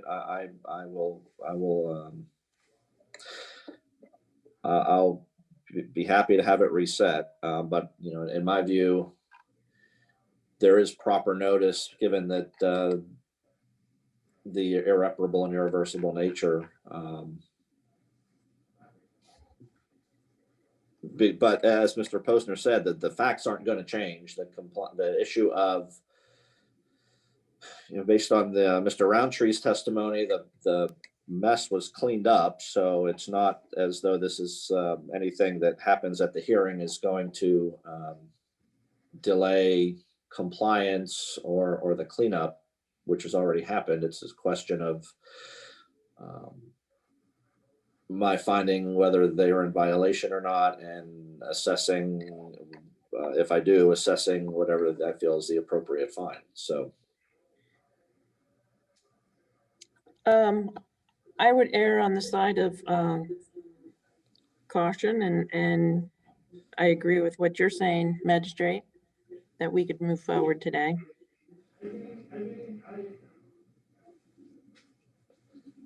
well, I'm not sure what that means. Is erring on the side of, to me, erring on the side of caution would be to agree to reset this to the next agenda. I mixed my words, and I apologize. That's Taking what okay. you said, sir, I think we can move forward today.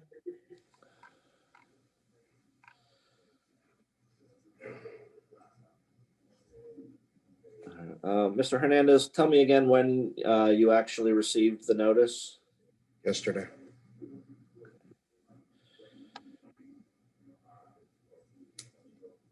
So my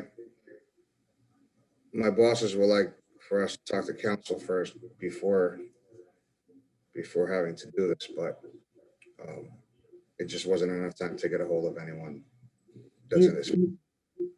You received the notice yesterday through certified mail, but you had received the other notice because it was posted on the door, correct? It's not our office. That's not where it was put in a vacancy. And it's a 200,000 square foot property. So no, we didn't receive it. We didn't physically see it on the door. It was brought to our attention by a tenant. We received the notice yesterday. Magistrate, can I comment on notice? Go ahead, Mr. Posner. Magistrate, the requirement is that it be sent out certified mail 10 days prior. It was sent out certified mail and regular mail on August 21st, and today is September 2nd. So the 10 days prior is covered right there. And of course, the secondary notice posting the property in City Hall was done as well. Yeah, no, I am comfortable that the city has proper notice, not only because of that, but because this is an alleged irreparable and irreversible violation.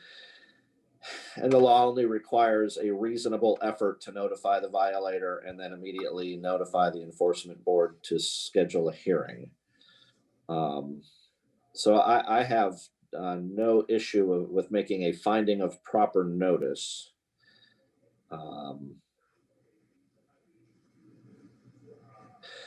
Let me ask the city this question: because what I'm not going to do is make all of these witnesses come back in 2 weeks and present all of this again. So is this record that we've created so far in terms of the city's case been properly preserved so that the respondents and their attorney can review it? I'm not going to disregard everything that was said today and start over if we continue it. This will be the record, and if they will be required to review it ahead of time if they so choose, and I will hear from them if we continue it at that time. But I'm not going to waste everyone's time and redo all of this again. I want to make sure that this is all properly preserved and they would have the ability to look at the pictures and listen to the testimony and what I had to say ahead of. Jason, this is being recorded, right? TV 18 is broadcasting, so this gets captured in the YouTube stream, yes. All right. Has the city had an opportunity to present all of its evidence today? Louise? I'm sorry, yes. All right. And let me just double check, Mr. Roundtree, your testimony was that this mess has been cleaned up at this point. Is that correct? That is correct, sir. So at this point, it's just a matter of concluding the hearing and making findings and imposing fines if the findings justify that. There's no real world issue in terms of the environment and the community and what's actually going on at the property. Mm. Is that right? Well, I mean, I'm just worried I guess, that, let me say it a different way. If I continue, is there anything that I can do today that's going to change the circumstances? Because the request was for a finding of fact, which tells me that it's in compliance, and the assessment of a $15,000 fine. Special Magistrate, I just want to make sure that that is in fact the case. Special Magistrate, may I say something really quick? And who, I'm sorry, name? This is Officer Cartwright. Oh, sorry. Go ahead, Mr. Cartwright. That's okay. I guess just basically keep in mind, I guess, when you making your ruling that not only is the grease an issue for that lake, but there also is wildlife in that lake. There's fish, there's turtles. No, I understand. My question is that the recommendation was for a finding of fact and assessment of a fine because it was irreparable and irreversible. Yes, that tells me that the violation that was observed in July and in August has been complied, but that and I understand on a going forward basis, you're able to bring additional new cases if that had to happen. But in terms of what's before me today, correct. So if that's the case, I don't see. I just want to say, if the respondents can review this record ahead of time, because I'm not agreeing to bring everybody back. I think due process in the status of an administrative hearing requires notice and an opportunity to be heard. Correct. can I just say one more thing, Your Honor? I'm sorry, name? Louise Wardell. Go ahead. Compliance Go ahead. officer. Yeah, when I spoke to Ms. Yesbeck, who was representing the property, I had asked her if she would give me, a schedule of when they were pressure cleaning and who the company was that was doing the pressure cleaning. And I was getting conflicting reports that the restaurants were saying that the property manager was having the grease bins cleaned, and property manager was telling me that the restaurants are doing that on their own. So that's my problem, is that if they're going to continue to do that and they're not going to be in compliance, they're not going to be doing anything about it. So then you would have to bring a new case. You would bring another case based on new behavior and new actions. The case that's before me, based on the evidence I've seen so far, has to do with observations on August 6th and July 15th. Correct. If something happened on September 3rd, that would be a new case, would it not? Correct. But what I'm saying is that there has to be some discussion with the management company and the tenants on stopping whatever's going on there, cleaning the grease bins over the storm drain. This is Louis Hernandez. If I could just jump in real quick. As the managers, we don't typically clean the grease containers. We just primarily power wash the sidewalks unless there's a spill, which is what's happened here. But other than that, we don't have contractual obligation to clean the grease bins. But it's something that. Well, I don't disagree with Ms. Wardell. I mean, there has to be something to happen, but that's behind the scenes that, you know, that my, Yeah. my order is not going to change that. All right. Out of an abundance of caution, I'm going to allow the respondent to present their case or their testimony. What was my next agenda? September 16th. Yes. But again, I am specifically telling you, Mr. Hernandez, your folks need to look at what was said today. I'm not requiring all these folks to come back because I do think that the city has proper notice, and I think that this, based on what I've heard, is certainly an irreparable and irreversible violation. However, I'm willing to give your folks the opportunity to tell me whatever they feel is relevant before I rule, because there is a large, the request for the penalty is significant. So I prefer to take the issue of due process off the table for appellate purposes and give you the chance to say what you have to say. So I will grant the request for the respondent to present its case on September 16th. It's incumbent on you to review this record ahead of time because I'm not requiring these folks to be back here on the 16th. And you know, the photographs show what they show. The testimony, including your own acknowledgement that there was a spill on your property, is what it is. And so your folks can have September 16th. Then we'll conclude this hearing at that time. If you don't mind, what's the best course of action to get all this information that was presented today? You can speak to the code enforcement office. I don't know if it's Mr. Posner or Ms. Wardell, whoever it is, offline, and they can point you in the right direction. Okay, thank you. Have a good day. Matter number 20, case address 9046 Lakes Boulevard, case number CE 20070087, 9046 Lakes Boulevard. Brooke Poe is available via Zoom.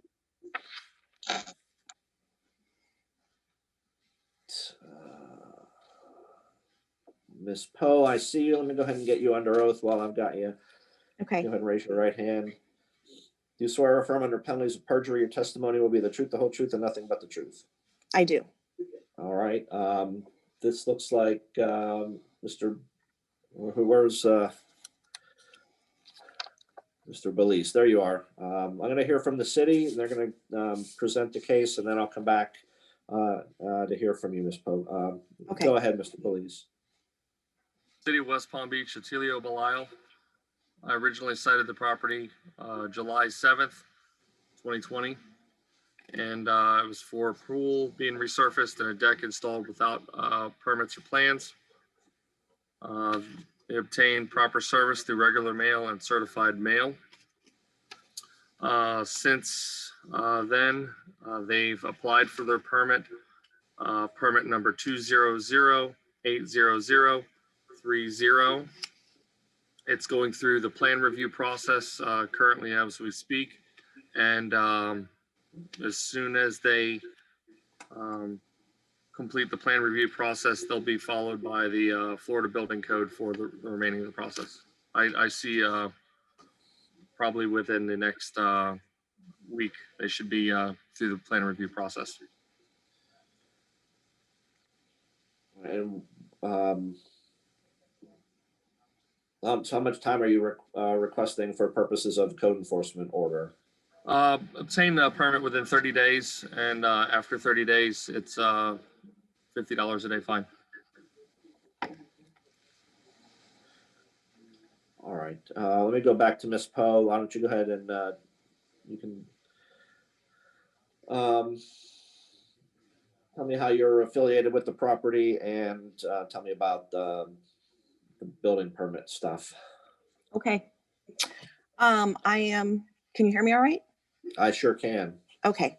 I'm here on behalf of the homeowners. They're stuck out of town up north, quarantined. So I'm the contractor. I'm in the office, the secretary. I do all the permits. And we got the stop work order on July 7th.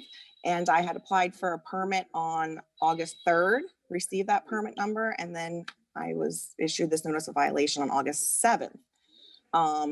As of today, it is still in review. I do see yesterday, I did get some comments back finally, so I can get in there and address those.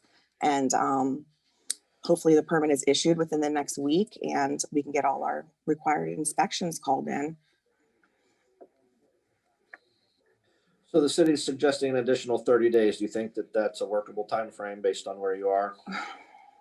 I hope so. I know one of the comments yesterday was because we just, like he had said, redone the deck and the pool surface. When I had submitted, we don't have plans because it's nothing new. So I submitted a survey of the property and the pool that was on the survey, the spa is showing a different location than what was built. The homeowner purchased the home in 2004. The pool was already there. He doesn't have original plans. He doesn't have, you know, any of that. So they did say they might want me to pull a records request to show how the, so I don't know how long it's going to take. I'm hoping 30 days is enough. I don't know how, you know, what the comments are going to be. And Mr. Bilal, would you have any objection to doing something like 45? Just Yeah, no problem. We can, the city can agree to 45 days. All right, let's stretch it out a little bit. Okay. Anything else, Ms. Poe? Nope. Ready to go. I have the notice of commencement filed. I have to upload that. And then I think once we get the permit, we should be able to close this out fairly quickly. All right.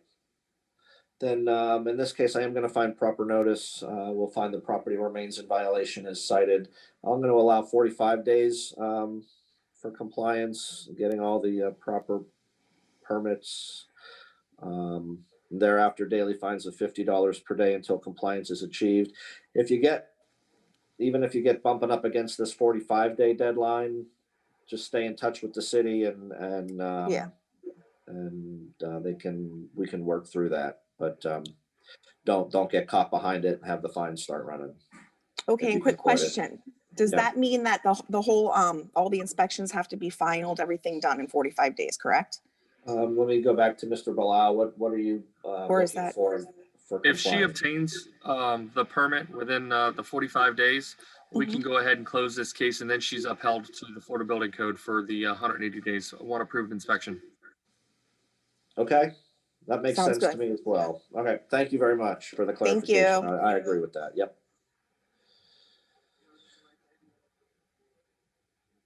Okay, that's it for the Zoom attendees, but there are a couple people back back downstairs. So I'm going to jump to matter number 2, CE 2007-0103, 1665 Palm Beach Lakes Boulevard, Unit 105.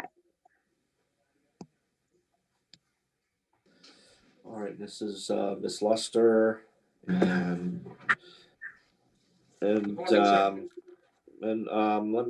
let's see, we have the respondent present at the podium. What's your name, sir? Good morning. My name is Carlos Sila. Mr. Sila, let me go ahead and put you under oath while I have you on my screen. Can you raise your right hand, please? Where'd you go? There we go. Do you swear or affirm under penalties of perjury that your testimony will be the truth, the whole truth, and nothing but the truth? I do. Thank you. You can put your hand down. We'll go back. I'm going to hear from Ms. Luster first, and then we'll come back to you. Officer Luster, West Palm Code. This property business was cited for certificate of use and business tax license. It is a renewal case, and the business is a cafe. It's a La Forme Cafe, and I hand delivered and had the notice of violation signed by Mr. Carlos Cara. He's under a COVID problem in regards to he's not able to pay the fee at this time due to he's taken a significant loss in his business regarding COVID. So what I'm asking for is 30 more days before the initial $250 one-time fine is allotted to the case, and $50 per day after the 30th day in regards to the COU. This is to give him more time to come in with the payment, and he asked for more time. So that's how I was going to present the case. Okay. All right, go ahead, Mr. Seal. Let me hear from you. City's essentially asking that I give you an additional 30 days before any non-payment penalties are assessed. Yes, sir. Since April, we've been hit hard. You know, I work on an office building, and the offices around our business who buy from us, all the customers, all of a sudden vanished. You know, and we took a huge loss. We are now making like from 100 to 300 a day on gross sales, and it's getting hard. I was saving some money, but some accounts showed up. I have two business accounts, bank accounts. One now it's overdrawn, it's about minus 300 something, and the other business account is now has like $100 something. I'm saving up money to take care of this, you know, this issue, but I need, if you can, I need like 30 more days to take care of the full amount. And if you can waive the fees in the meantime, I would be really grateful. I have no objection or no problem to giving you 30 more days. Okay, thank you so much, sir. I really appreciate that. All right. So for the record, find proper notice. In this case, the respondent is present and the city has hand delivery. I'll agree. Well, I will make finding property remains in violation as cited. I'll accept the recommendation, allow an additional 30 days for compliance before the one-time $250 fine on the business tax is assessed and the $50 daily fines on the. There he is. You got a nice haircut, man. Where you been? I had my knee replaced. Okay, did you get that? All right. Oh, yeah. Yes, sir. Fine. Thank you so Thank much. you.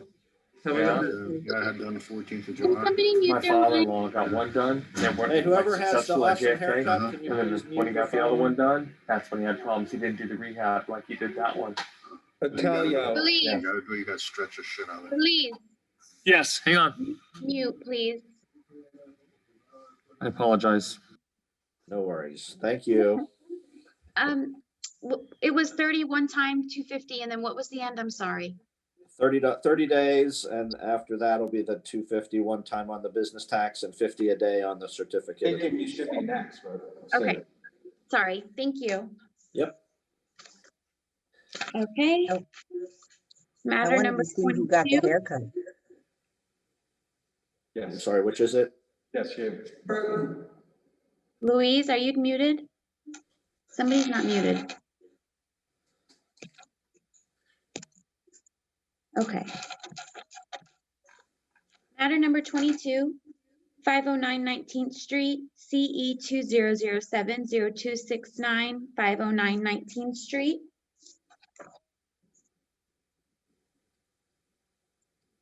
All right, and we have, who do we have at the podium? But it's under Bergman, Eula Bergman, 509 19th Street.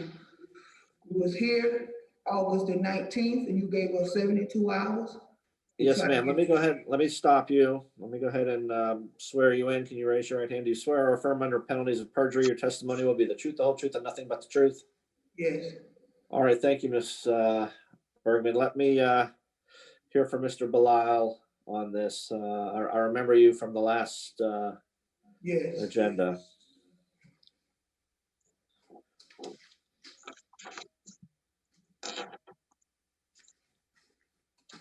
Atelio, you have to unmute now.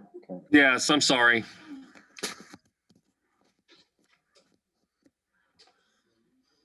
This property was originally cited, Attilio Belisle, City of West Palm Beach.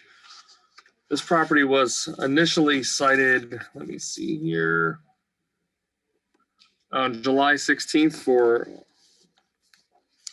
unsafe structure, no water currently to the structure. The occupants have contacted me, and since our last hearing, had went through and hired a contractor to find the leaks in the plumbing system. He opened up a bunch of holes in the walls and left her with the damage you're seeing on the side of the home. If you scroll up a little bit, you'll see the holes. And he opened up all these holes trying to find a leak, was unable to find the leak. The people staying there are trying to do everything they can to fix and get the water turned back on. But unfortunately, they are not able to find the resources to make the necessary repairs and to establish the water account.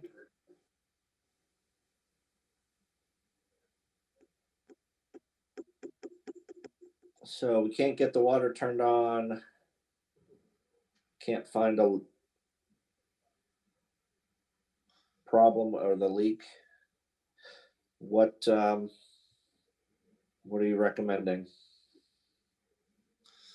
Per our last hearing, we issued, I initially asked for 24 hours and we agreed upon 72 hours in order to rectify the situation.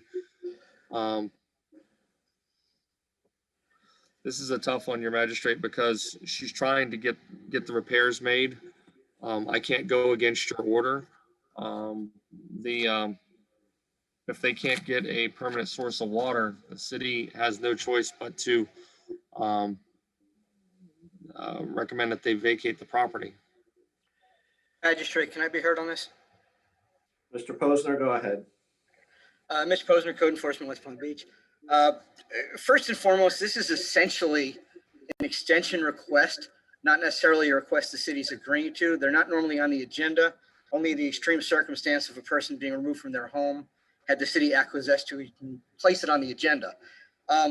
Bottom line is that the city doesn't necessarily agree to an extension, not because it doesn't want to, but because legally it cannot. The circumstances haven't changed. The state by law does not allow a property to be inhabited without water. And while nobody wants anybody put out of their home, we have to comply with the law as well. Thank you, Mr. Posner. Understood. Let me go to Miss Bergman, get an update from her. Go ahead, ma'am. So I'm Theodosia Brown. I live in that house. That's my grandmother. She's been passed away like 30 years. I've been here for the longest, raised 2 kids in there. And I have a grandson. I only get $872 a month for my disability. I'm on dialysis, high blood pressure, diabetes. It's there. It's there, and it's wearing me so bad that we're gonna end up on the street. I need a paper from you all saying that that's the last source. We're not gonna get no more time. I need a paper to take for us to get into a shelter. I'm doing my very best that I can. So that's what it is, a little more time. You said 72 hours, I'm packing, I'm ready to get out and make it safe for me and my family. That's all I can do, because it's hurting me bad, because I can't fix this problem. I've been there 22 years, and this problem, what I have now, I can't fix. And it hurt me so I can't even sleep every day worrying when they're gonna come and board it up. We just need to get our stuff in storage. A couple of more days, just hear me out and help us to really just go on and be comfortable in the shelter. That's all I'm just asking. I've been there. How many days do you think you can We're gonna need get? at least 2 weeks. It'll be 2 weeks. Take our stuff to the storage. And if I have to come down there and let you know that we're out of there, that'll be fine. But I just can't do it all by myself. With my health issues, it's getting worse. So I just ask for some more time, please. So it seems like we're talking, in my mind, there's kind of two things going on. There's getting you and your folks to a shelter, and then there's getting your belongings stored properly. Yes. We had money the same day we came, August the 19th, and we went home. We thought we found a plumber. He just took my money and $500 in 2 days. He came back yet. See, that could have been money for us to put our stuff in storage and go on. But I Ms. ain't got Bergman, money. okay, so let me ask how, put aside for the moment the task of getting your belongings into storage. How long will it take for you to get your things that you need packed and get to the shelter? Well, I supposed to have an appointment today, 11:30 with the shelter people, but I'm here. I came a little late this morning. Could you give us at least a week? That's a long time. Let me go back to Mr. Belisle. Is there a way, if they got into the shelter physically, that the people were now sleeping in the shelter and staying in the shelter, is there a way for them to have some additional time just to go back and get the belongings into storage after that? I may be better suited to answer that, sir. Okay. Okay, the property ownership doesn't change and the city can't prevent access to the property. So they can always access the property to retrieve things. They simply cannot reside there based on the law. No occupants. So as long as they're not staying there, they can have whatever time they need to get their belongings into some kind of different storage scenario. Yes, sir. It may require that the city reboard it when they're done, but yes, they are allowed to access their property. All right. Ms. Bergman, can you I know you asked for a week, but can you get that turned around in another 72 hours? Just get to the shelter, and then you can have more time to get your you can go back and forth and get your things put into storage if that's what you want to do, but yes. You just can't occupy it. Okay, so I'm going to give you one more 72-hour period of time to get your things together and get into the shelter and stop staying there. Yes, sir. I understand. Yes. And after that, then you worry about getting whatever other belongings you need to get into storage put away. But the important thing is your health and your family's health and getting you guys into the shelter. I will give you 72 more hours, but that's it. Okay, thank you, sir. Okay, all right. I appreciate it. Thank you. All right, you're welcome. Magistrate, if I may. Yeah. Okay, we already have your boarding order from the previous case on file, so we can board it based on that. Can you add to the order at this time that we can reboard once our items are retrieved so we don't have to come back to you? Yes. I think that makes perfect sense. So we will include that language in the order that the city can, she has 72 more hours to vacate and no longer occupy the property. And the city, she can then go back afterwards to get her stuff into storage. The city has authorized to re-enter the property and reboard it as it needs to secure it. All right. Does that cover it? Good luck to you, Thank Ms. you. Bergman. Thank you, Ms. Brown. Thank you. Thank you. Okay, I don't believe there's any other respondents. So I will go to matter number 4, 637 47th Street, CE 20080077 637 47th Street.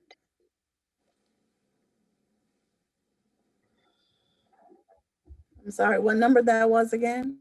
Number 4. Number Is that 4. Mr. Thompson's case.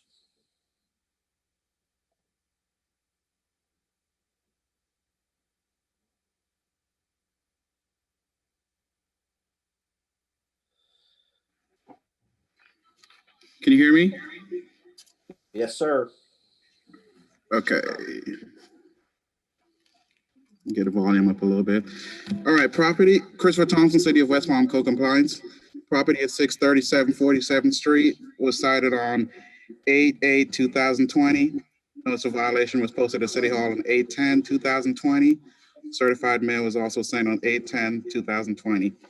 Property was cited for unpaved parking, trash can placement, outdoor storage, and cleaning of the swell. As of yesterday, I have not made contact with the homeowner. Property is still not in compliance at this time. City is requesting additional 30 days to come into compliance.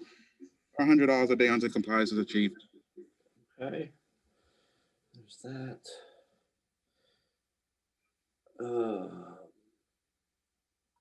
There's that. That. All right. I will find proper notice. I will find property remains in violation as cited. I'll accept your recommendation for 30 days to comply and $100 per day after that until compliance is achieved. Thank you. Matter number 5, CE 20060296 4401 North Australian Avenue has complied. Matter number 7, CE 2001 0541 912 39th Court.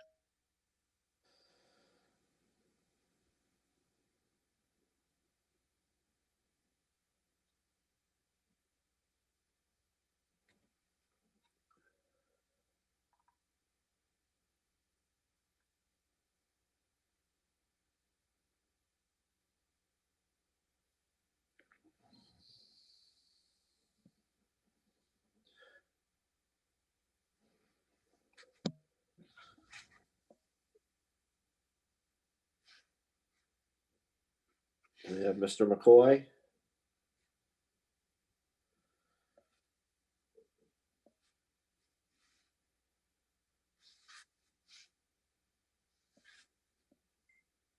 Let me see if I can locate him.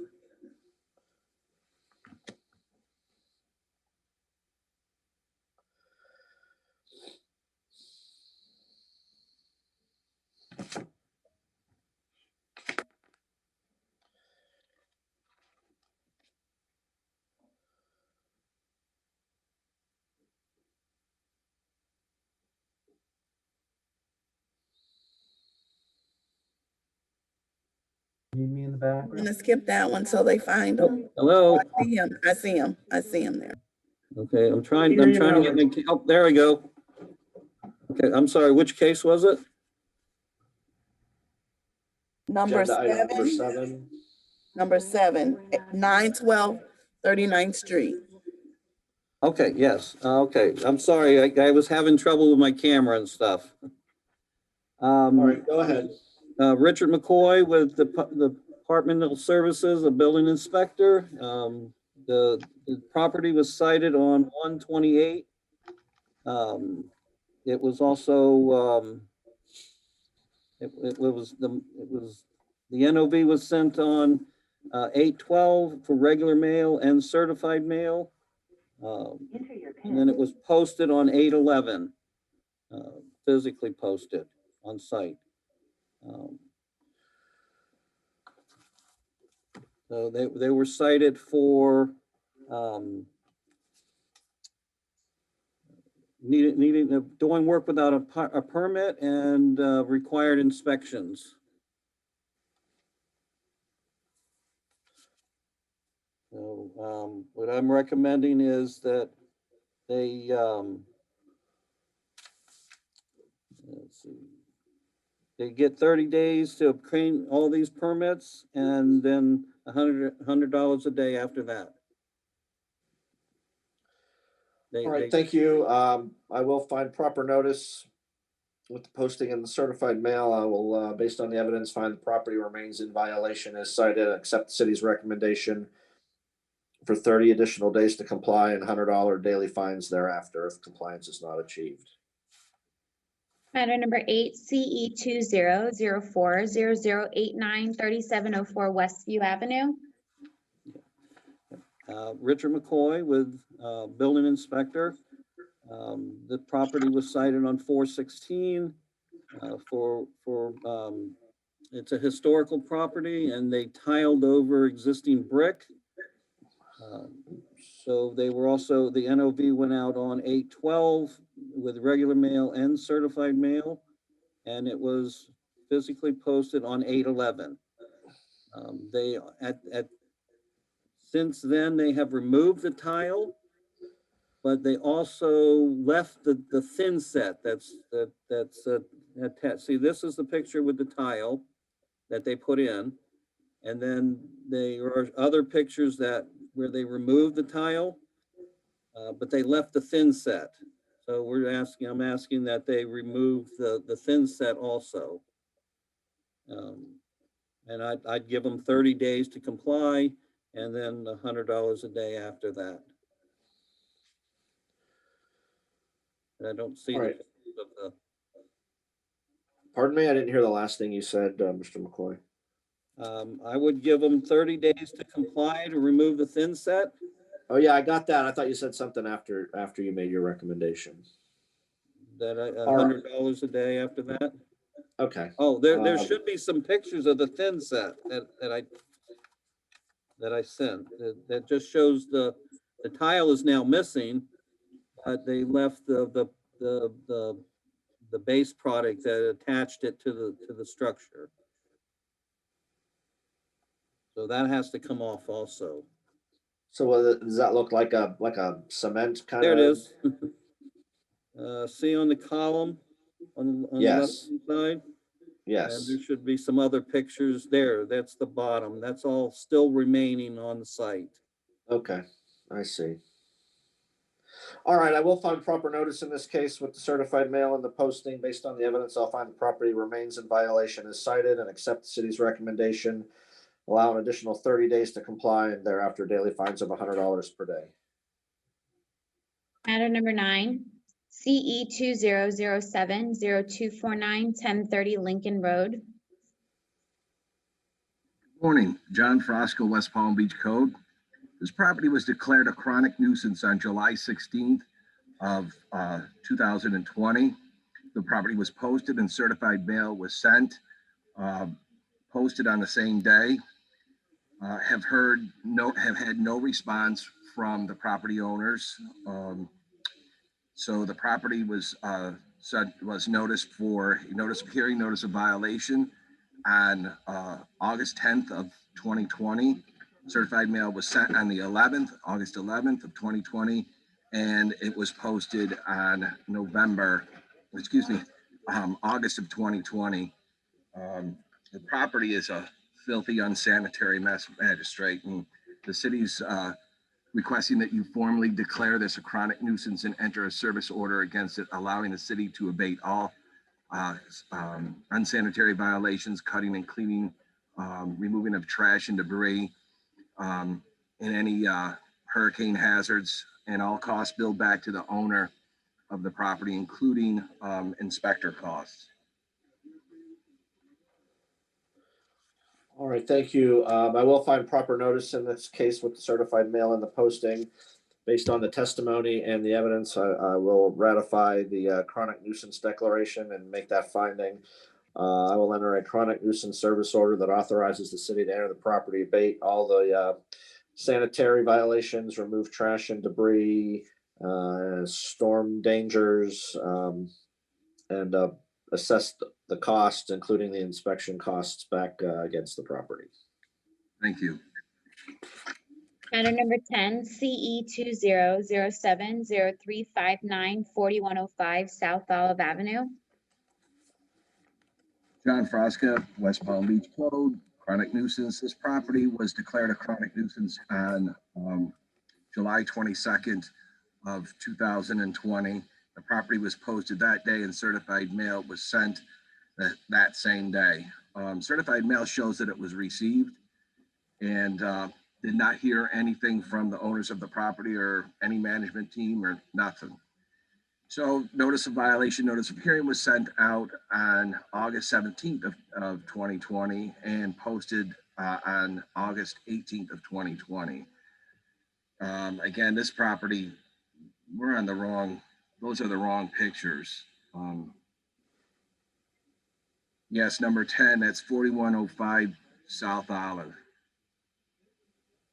It is a vacant property that's owned by the telephone company Bell South, AKA AT&T.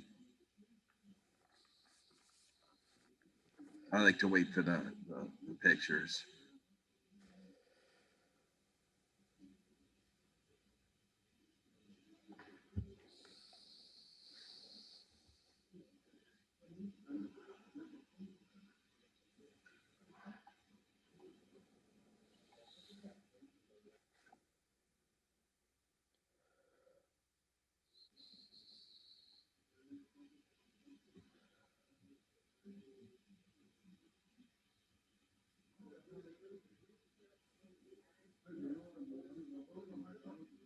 Nothing's come up.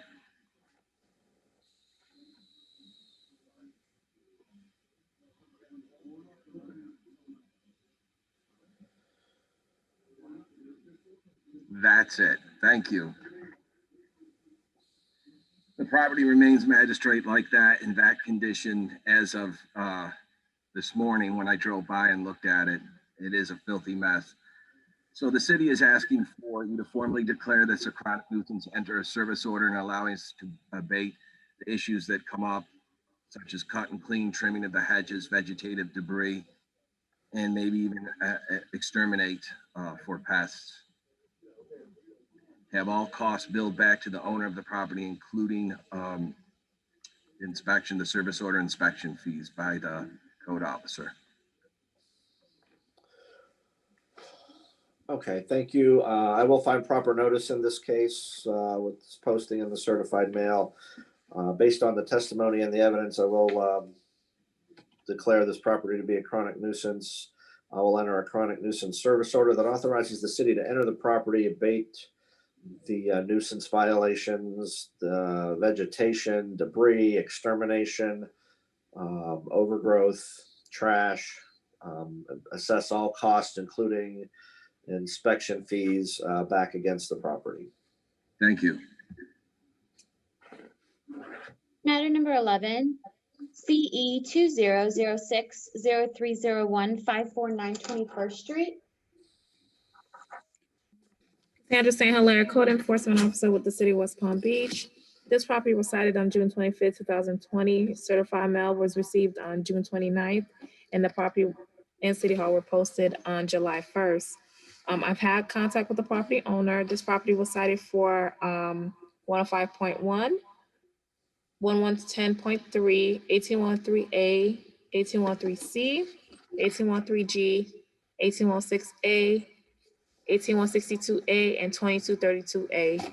At this time, the city is requesting an additional 30 days or $200 a day for violations 18162A and 2232A, and 90 days for all other violations at $200 per day as well.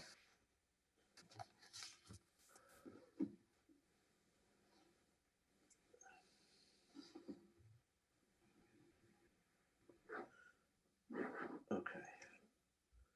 All right, I do find proper notice with the certified mail and with the posting. Based on the testimony and the evidence, I will find the property remains in violation as cited. For the rental license and certificate of use violations, I'll allow an additional 30 days to comply. Thereafter, daily fines of $200 per day will be assessed until compliance is achieved. For all other violations, I will allow an additional 90 days for compliance. Thereafter, daily fines of $200 per day will be assessed until compliance is achieved.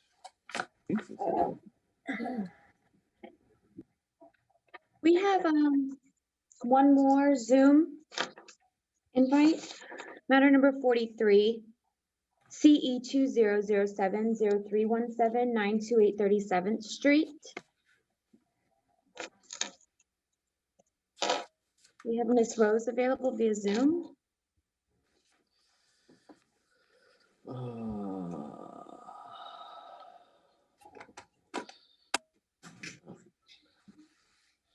She was just sent the Zoom invite a few minutes ago. I would come back to that. She followed the wrong link and has been watching all morning, but nobody knew she wanted to be heard. Okay. I did just send you another one though, Kristen, that is here. Okay.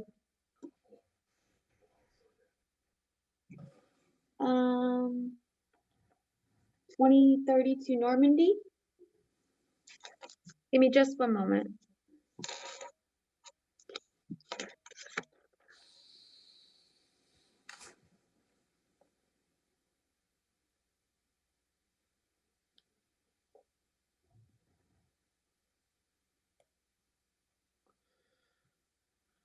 Okay, matter number 26. 2032 Normandy Circle, case number CE 20070084, 2032 Normandy Circle. We have Carlos Roll available.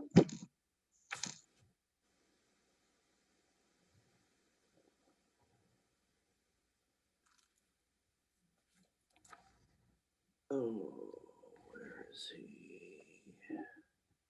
There he is. Mr. Roll, I'm going to place you under oath. If you could raise your right hand, please. Do you swear or affirm under penalties of perjury that your testimony will be the truth, the whole truth, and nothing but the truth? I think either you might be muted, and if you're not, I couldn't hear you. I saw you say yes, but I couldn't hear you.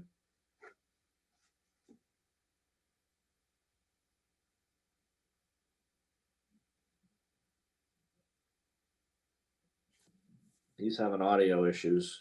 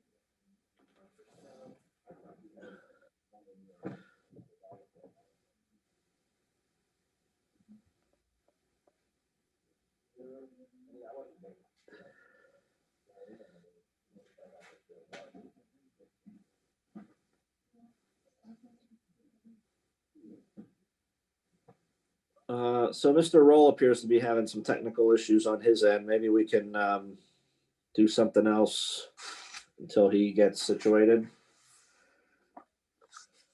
I think we have some lien reductions ready. He's rejoining the meeting right now, Your Magistrate.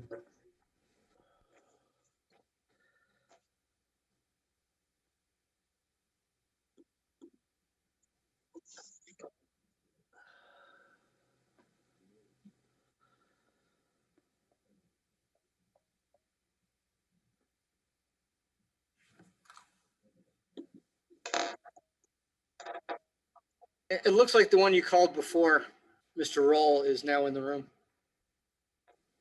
All right, Mr. Roll, can you hear me? I still don't have any audio for him. I can't hear him. Mr. Roll, if you're having some difficulty with your device, if you look at the email invitation you received, there's a toll-free number on there you can dial into and enter the meeting ID to be heard.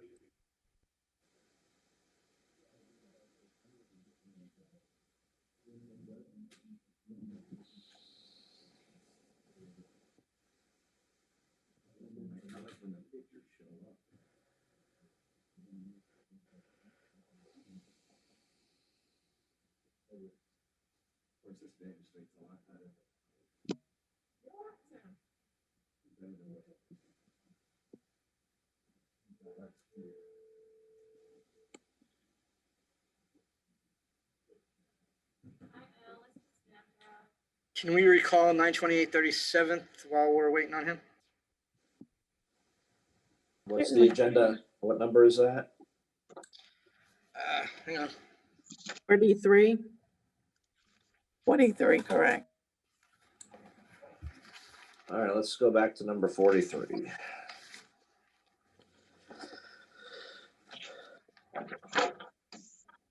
Do you need me to recall it or it's fine? I'm fine. If your record is okay, I've got it. I'm just looking.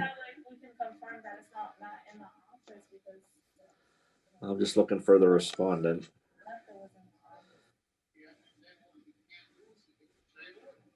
Hello?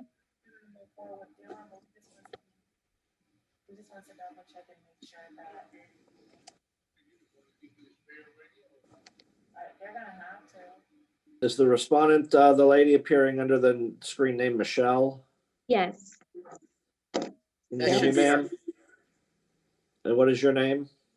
Yes, that's me. What is your name, Michelle ma'am? Rose.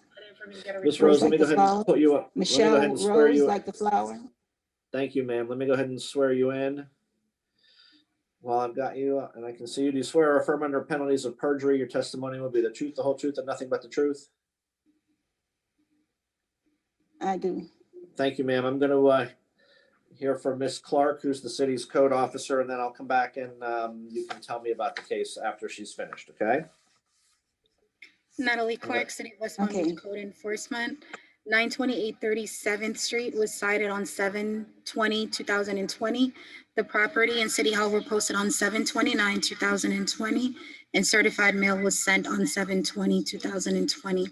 The property was cited for 18-103J, 18-106L, 7434A1J, 744C4, 78-6, and 9471C.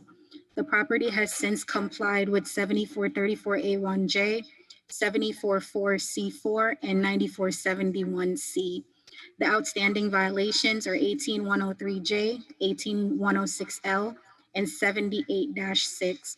I've had contact with the owner. The city is asking for an additional 30 days or $100 per day until compliance is achieved.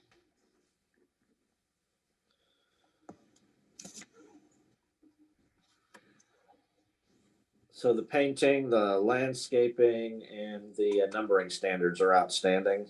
Correct. Thank you. All right, Miss Rose, let me come back to you. You tell me about what's going on with your property. It's totally paid off. My son was living there, and then my other son, both my sons were living there. One of them passed away a few years back, so my son was there by himself. And now he moved out, so now we're trying to clean it up, clean out the inside of it because he left it a mess. So all that junk that was on the side, my oldest son was going to take it to the scrap metal place. That's why it was on the side of the building.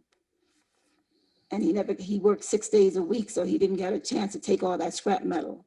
And I had surgery on my left hand, and so I had to do everything in limited amount of work. So I did go over there and I cut all the limbs off the tree and got all that and mowed what I could mow and everything else. So I cleaned it and paint what I can paint. So I got everything that she asked to do, but I didn't realize she wanted the thing above the door. I thought she meant around the door. And I have to put the number on the house. And I think there's one other thing that needs to be done. Other than that, everything else has been cleaned up, painted, and all the trimmings of the trees and everything is done. All right, so according to the city, the numbering needs to be taken care of, as you indicated. There's apparently some landscaping issues that need to be resolved. Well, the landscaping is done. All right, well, then the city will have to come out and inspect that and sign off on it. Same with the painting. Yeah. Are you, The only thing I have a question about yes. is I have a question about is where it's right in front of the windows. I cleaned all that weed out of there and everything, but now, I mean, my neighbor was going to help me put some plants in there. We talked about that because of my son that passed away. She wanted to put plants there, and which was last week she spoke of. But if I don't want to put something, do I have to put something there on both sides, or can I leave one side empty if I choose to? As far as it can't have just bare dirt, you can, as I explained to you yesterday, you can put like 75% of it has to be covered with whether it be sod or plant material. The other 25% you can have mulch or rock, decorative rocks, but it just can't be bare dirt. So you can put something decorative, it can't just be dirt. Okay. All right. Anything else, ma'am, that you'd like to tell me? No, no, that's right. all. I just finished. All My right. son will help finish off the rest of the 3 things. Okay. Then in this case, I am going to find proper notice. The respondent is present at the hearing and the city had proper notice documents in its file. Based on the testimony and the evidence, I'll find the property has remains in violation with 18103J, 18106L, and 78-6, but has complied with the other violations that were originally cited. I'll allow an additional 30 days to comply out the outstanding 3 items. Thereafter, daily fines of $100 per day after the 30 days. Thank you. Thank you.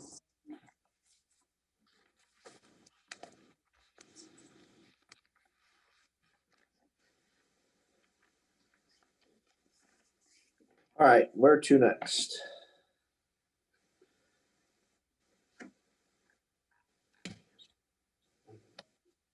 Kristen should be number 26.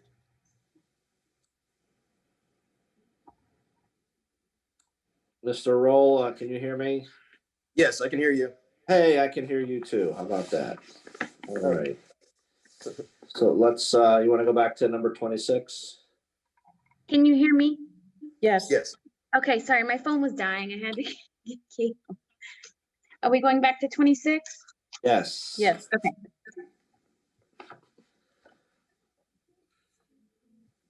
Good morning, City of West Palm Beach Code Compliance Officer Paul McFarland.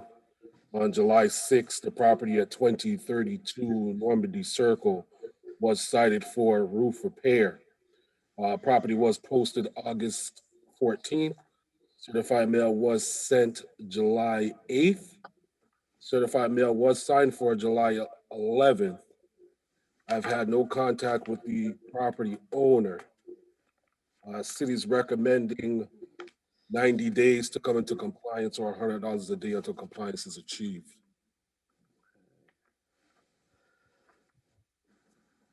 Thank you, Mr. McFarland. Let me go to Mr. Roll now. Yes. And I previously placed you under oath. So go ahead and tell me what's going on with with your roof. Basically just in litigation with the insurance company. And my lawyer has a meeting with them sometimes this week, and probably like the next 120 days, we should have a case closed and everything will be repaired. But there's no work being done. So, I mean, it's just the top is up there just to cover it up to protect the water from coming inside the home. Yeah. So you're suggesting within the next 120 days, this should be wrapped up? Yes, sir. Mr. McFarland, do you have any objection to extending the 90 to 120 in this case, given the pending litigation? No, but I do want to insert that tarp, when I visited a property on Monday, is not secure. Yeah, but it is now. I just had somebody out. It is now. Oh, okay. I would just like to put eyes on that. Yeah. Yep. Go ahead out and do that. But in the meantime, then I will find proper notice. Mr. Roll is present and the city has proper notice documents in its file. Based on the evidence, I will find the property remains in violation as cited. I will allow an additional 120 days for compliance. Thereafter, daily fines of $100 per day will be assessed until compliance is achieved. Very good. Okay, right. Thank you. Thank you. Okay, I think we have some other matters ready to go.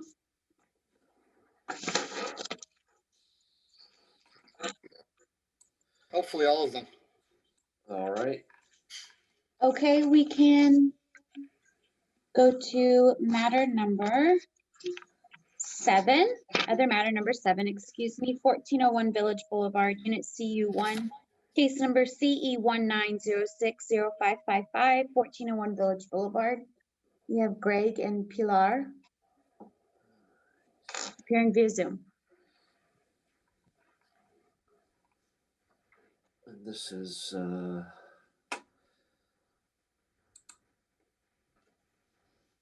1401.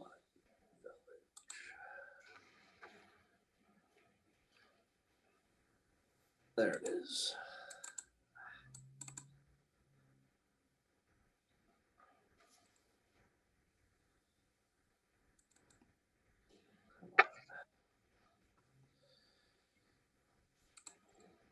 Okay. All right, Mr. Posner, I'm caught up. I was pulling up the property appraiser. This must Which be a answers my vacant- first question. This must, yeah, this, okay, I'm with you. Go ahead. You can start whenever you're ready.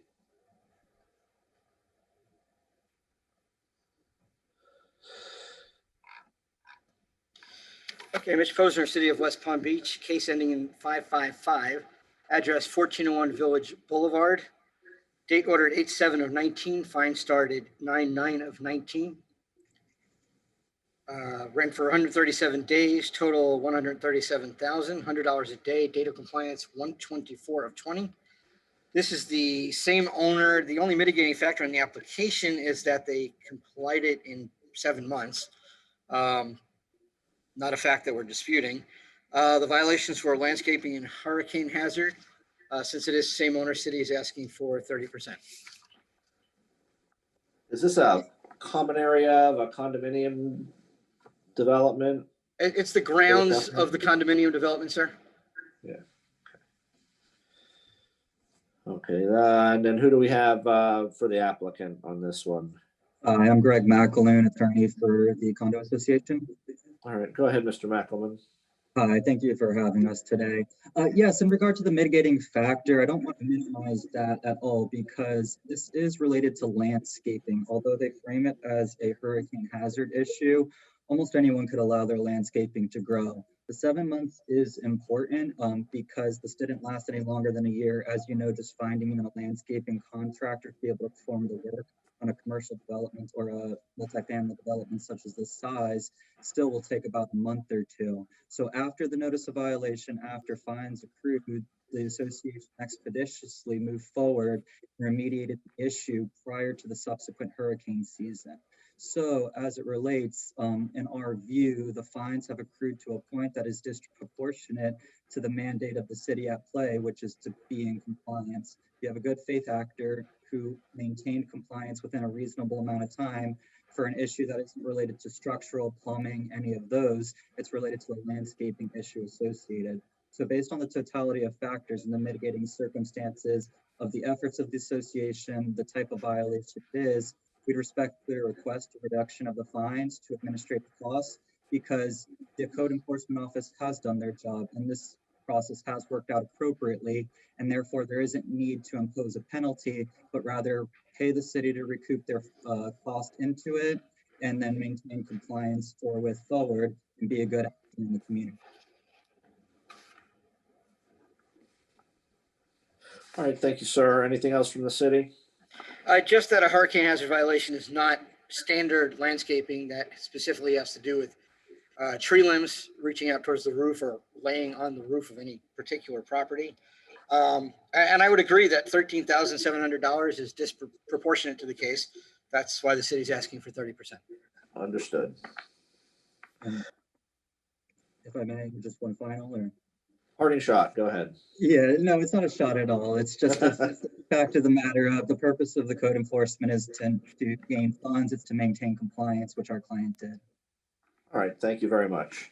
Okay, so we have a lien in the amount of 13,000. Where'd my screen go? There it is, $700. Based on everything I've heard, I will agree to reduce that to $3,000 payable within 30 days. Thank you, sir.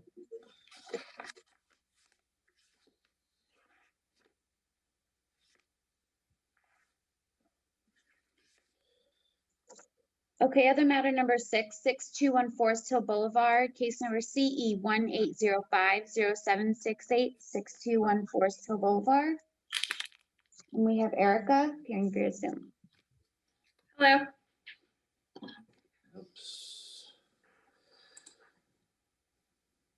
621 Forest Hill. There it is.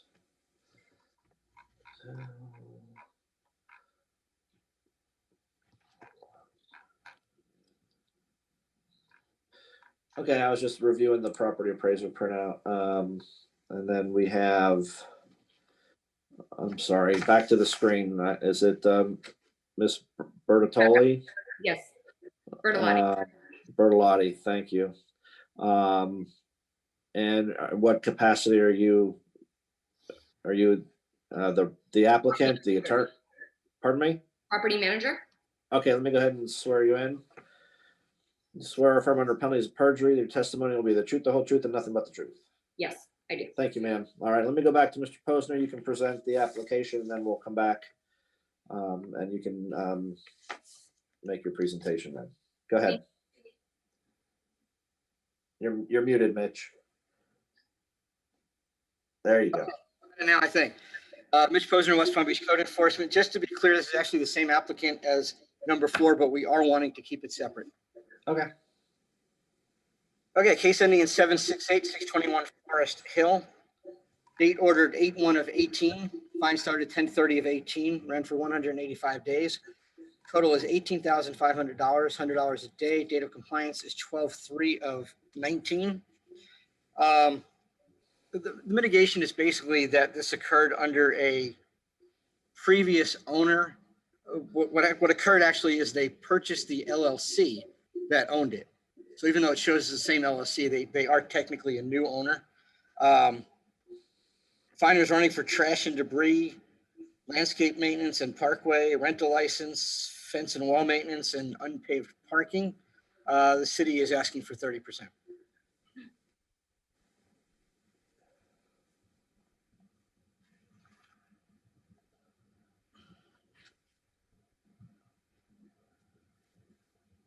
Okay, let me go back to the applicant. Yes, ma'am, Miss Bertolotti. Hi, good morning. So Good morning. basically what happened was we weren't the owner of the company. In July of 2019, on the 12th, we purchased 50% of the entity which owns the property. The finalization of the other 50% of the company didn't happen until March 2020.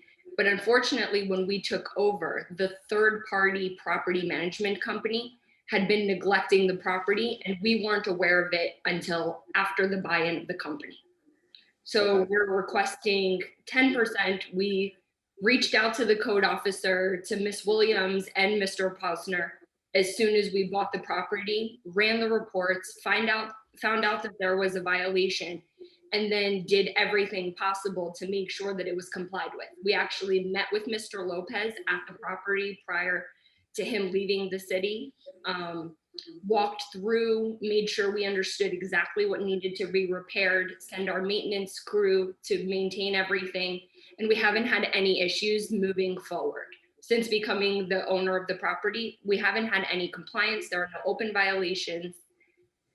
So I think our position is we'd like to ask for 10%. We think that's there. Thank you, ma'am. Anything else from the city on this one? No, sir. All right. So we have a lien in the amount of $18,500.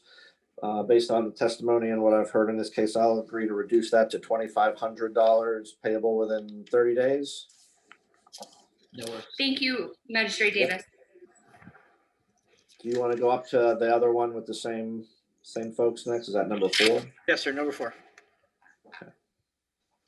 Other matter number 4, 815 30th Street, CE 15030731, 815 30th Street. Got it. Okay, whenever you're ready. Case ending in 731, 815 30th Street. Date ordered 5/20 of 15. Fine started 6/20 of 15. Ran for 1,739 days. Total is 173,900. $100 a day, date of compliance 3/24 of 20. Property was purchased by applicant in 8 of 17 with the lien on it at the time still accruing, wasn't complied until 2020. It was for exterior repairs, clean and sanitary. The note is driveway and sidewalk needed to be cleaned. City's asking for 10% due to the size of the lien. Normally, we would be asking for 25.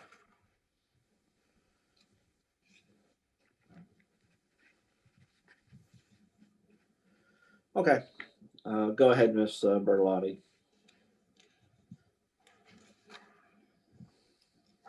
Yeah, so basically what happened here, unfortunately, like Mr. Posner said, we purchased the property with the existing lien in a bank foreclosure.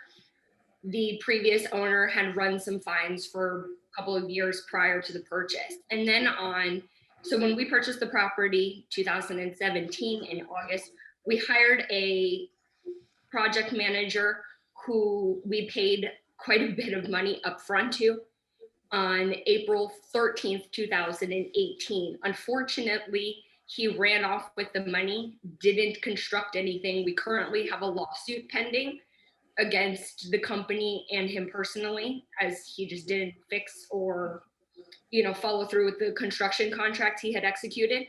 So we are asking for 5%. I understand, so I don't believe we'll have any objections to 10, just to get this finalized.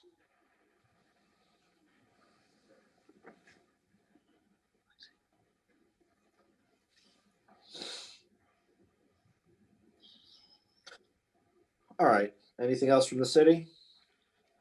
No, sir. All right, then, so we have a $173,900 lien. Based on what I've heard and the testimony, I'm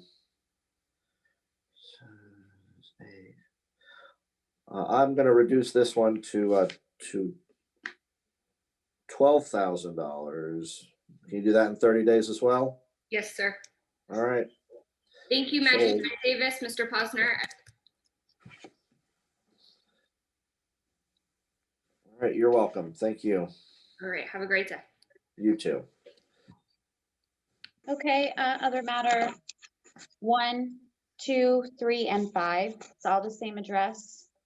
It's 1372 11th Street, CE 08090110. It's matter number 1. CE 11030846 is number 2. CE 11080538 is number 3, and other matter number 5, CE 17030891. There's always one big one, isn't there? All right, give me a second here.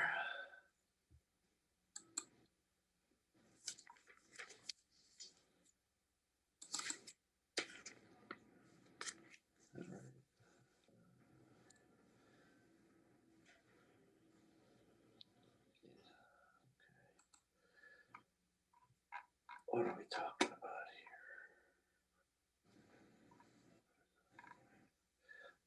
here? Okay, I'm with you. How do you who do we have here for the applicant?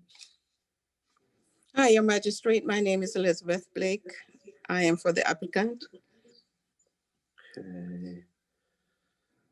I can hear you, but I can't. Where did you go? I am. There you are. Hello. Hi. And what is how are you representing the applicant? I represent the company. I'm the president of the company. Okay, let me go ahead and swear you in, and then we'll proceed. Do you swear or affirm under penalties of perjury your testimony will be the truth, the whole truth, and nothing but the truth? Yes, your majesty. Yes, your majesty. Thank you, ma'am. All right, let me go back to Mr. Posner. He'll present some background information, and then Ms. Blake will come back to you. Okay. Okay, Magistrate, as always, with your permission, presenting in chronological order, oldest case to newest case. Yes, that makes sense. Case ending in 010-1372 11th Street, date order 10/22 of 08. Fine started 9/2 of 08. 23 days, $2,300, $100 a day. Complied 9/25 of '08. This was a case of the repeat violation based on an earlier case of CE 08030068. City's asking for 30%. Oh, same owner, sorry. Case ending in 846, 1372 11th Street. Date ordered 6/1 of 11, fine started 7/6 of 11, ran for 21 days, $2,100, $100 a day, date of compliance 7/27/11. Was unpaved parking, overgrowth, and rental license. City's asking for 30%, same owner. Case ending in 538, 1372 11th Street, date ordered 10/5 of 11, fine started 8/17 of 11. 14 days, $2,100, $150 a day, date of compliance 8/31 of 11. Trash and debris and overgrowth, again, this was a repeat violation based on 3 earlier cases by the time this one came around. CE 11030846, CE 08030068, and CE 08090010. City's asking for 30%, same owner. Case ending in 891, 1372 11th Street, date ordered 5/17 of 17, fine started 6/17 of 17, ran for 1,103 days. Total is 110,300, was $100 a day. Date of compliance 6/24 of 20, still same owner. Their mitigation on the application, they didn't even mention the other liens, only this one advising that it was complied by June 23rd of 2017. If so, they didn't make any contact for that to be checked, and there's no proof provided or way for us to verify that. Under their ownership, there's been 15 cases. 2 of the liens were repeat violations. This is clearly city managed rather than owner managed. City's asking for 30% across the board.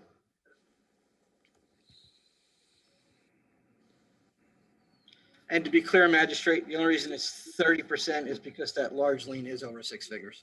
Otherwise, it would be 50. Do you,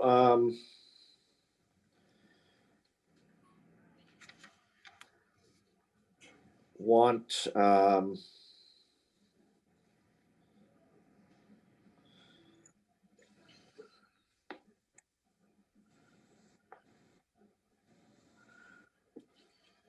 as we sometimes do, to just kind of zero out the small ones and put everything under the one case number? That would simplify some of the record keeping. Yes, sir. Yeah, I'm happy to do that. Okay, let me go back to Ms. Blake. Let me hear from you, Ms. Blake. The reason why we only we're just asking for the huge one, your sir, is because on the 4th of April 2017, we were cited. We're talking about the big one, but on the 25th of April, the same year, we had the city pick up all the trash and debris from the front, so from the property. And that was a special pickup. So the property was cleaned up, and I spoke to Miss Saint Hilaire before we went to went back to court, and she assured me that she would come and check the property off. The only problem we had then, because the fence was fixed, the city picked up all the trash by special pickup. We did everything except that we put sod down, and the tenant, who had a lot of children, would not water the sod. But the property was complied with. When I spoke to Miss Saint Hilaire, she said she didn't have any pictures to prove. So she didn't. She said she had an affidavit that it was not complied, but she could not show us any pictures. And I don't think she had signed off on it, but we had complied with everything by the time it went to the special magistrate. Okay. Because normally when we're cited, we get to it. It takes a little while, but we don't wait years to address this. Understood. All right.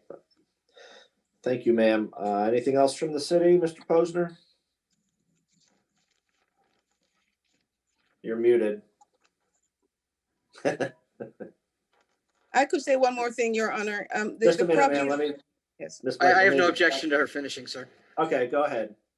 The property is vacant. The property is vacant now. We're in the process that we just put a roof on it, painted it, did everything to it. Because we're trying to get rid of the property. So it's not going to be an ongoing headache because we get tenants who are very difficult, or they, it's very difficult for them to keep up with the property because of limited income or whatever the property is. We were in the habit of cutting the grass because they refused to cut the grass. But the property, the problem is over because we're not trying to keep the property anymore. Okay, thank you for that additional information. Go ahead, Mr. Posner. Okay, the city does agree. They did have the trash picked up at that time.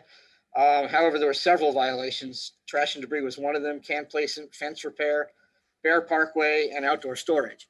The affidavit of non-compliance that was submitted by Officer St. Hilaire clearly showed at the time that it wasn't in compliance before the hearing.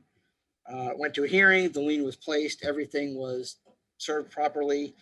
And we're talking, as I said, about a city-managed property for 15 cases over their ownership, 2 of which were repeat violations. So we're sticking with the 30%. All right, thank you. Any final comments, Ms. Blake? I think 30% on 110,000 is really, the property is not producing any income, just know, Your Honor, and that's the only property we have, except for another one on 36th Street. Those are the properties that we have, so money is limited. So 30% is really too much for us. If we could get somewhere between 5 and 10%, we could live with that. Okay. All right. Here's what I'm going to do on this. I've heard all the testimony and I understand the background. For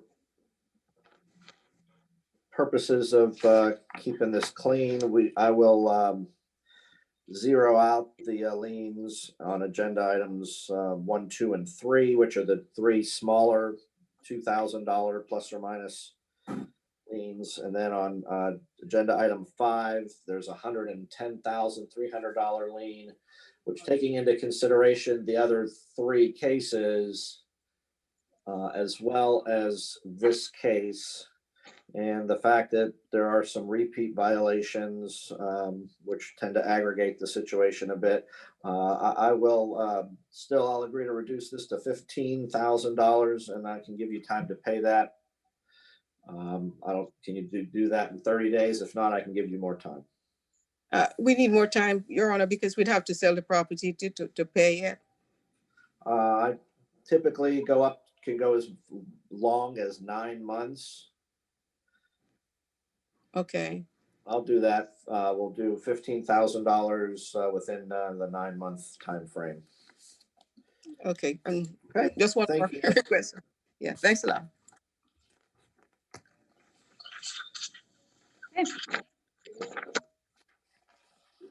Do we have? Will we just have the last few cases on the regular agenda? Believe so. All right. Push through, or does anybody need a break? I'm fine. I'm okay. All right. Let's push through to the end. Okay. We are on number 13, 739 Avon Road, case number CE 19120052719 Avon Road. Don Williams, Code Enforcement. What number again? 13.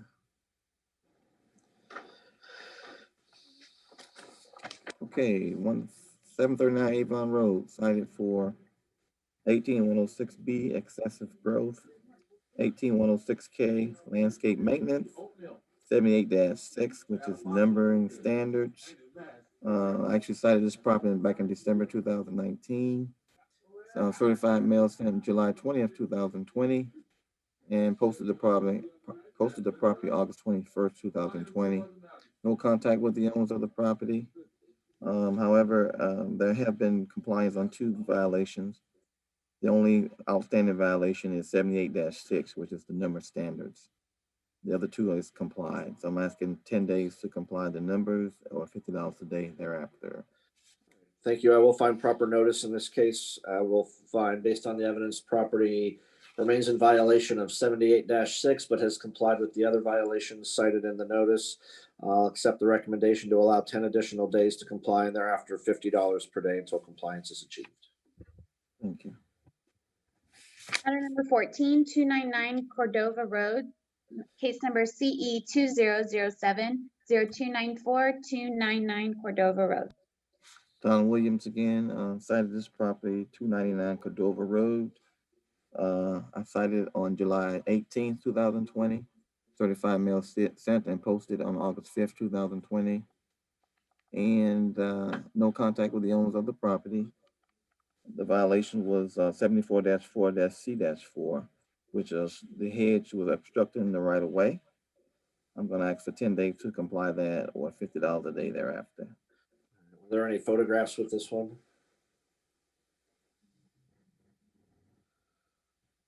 Oh, there you go. All right, I will find proper notice in this case. I'll find the property remains in violation as cited based on the evidence and the testimony. I'll accept the recommendation to allow an additional 10 days to comply and thereafter $50 per day until compliance is achieved.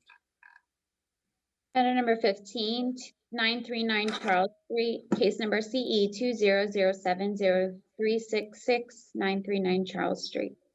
Don Williams, Code Enforcement, 939 Charles Street, was cited on July 22nd, 2020. Certified mail sent on August 5th, and it was received on August 19th. I also posted this property August 21st, 2020. No contact with the owners of the property. The violation was 34-102-A, junking of abandoned vehicle, or 94-487-B-5, which is a restricted vehicle. No contact with the owner, so I'm asking 10 days to comply or $100 a day thereafter.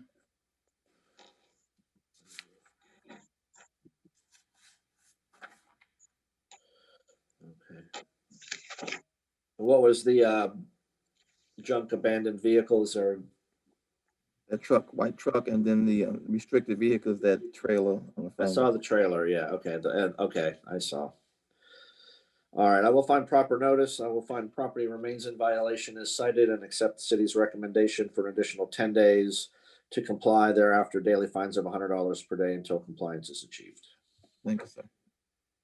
Matter number 16, 435 Gardenia Street, CE 2007-0212-435 Gardenia Street. Michael Williams, Code Enforcement Officer, City of West Palm Beach. Property 435 Gardenia Street happens to be a vacant commercial property. Property was initially cited on 7/14/20 for special magistrate hearing on 8/5/20. Certified mail was sent on 7/20. Certified mail was returned on 7/30. The property, however, was renoticed on 7/24/20 for today's hearing at 9/3. The certified mail was sent on 7/24. The certified mail was returned. The property as well as City Hall was posted on 7/24.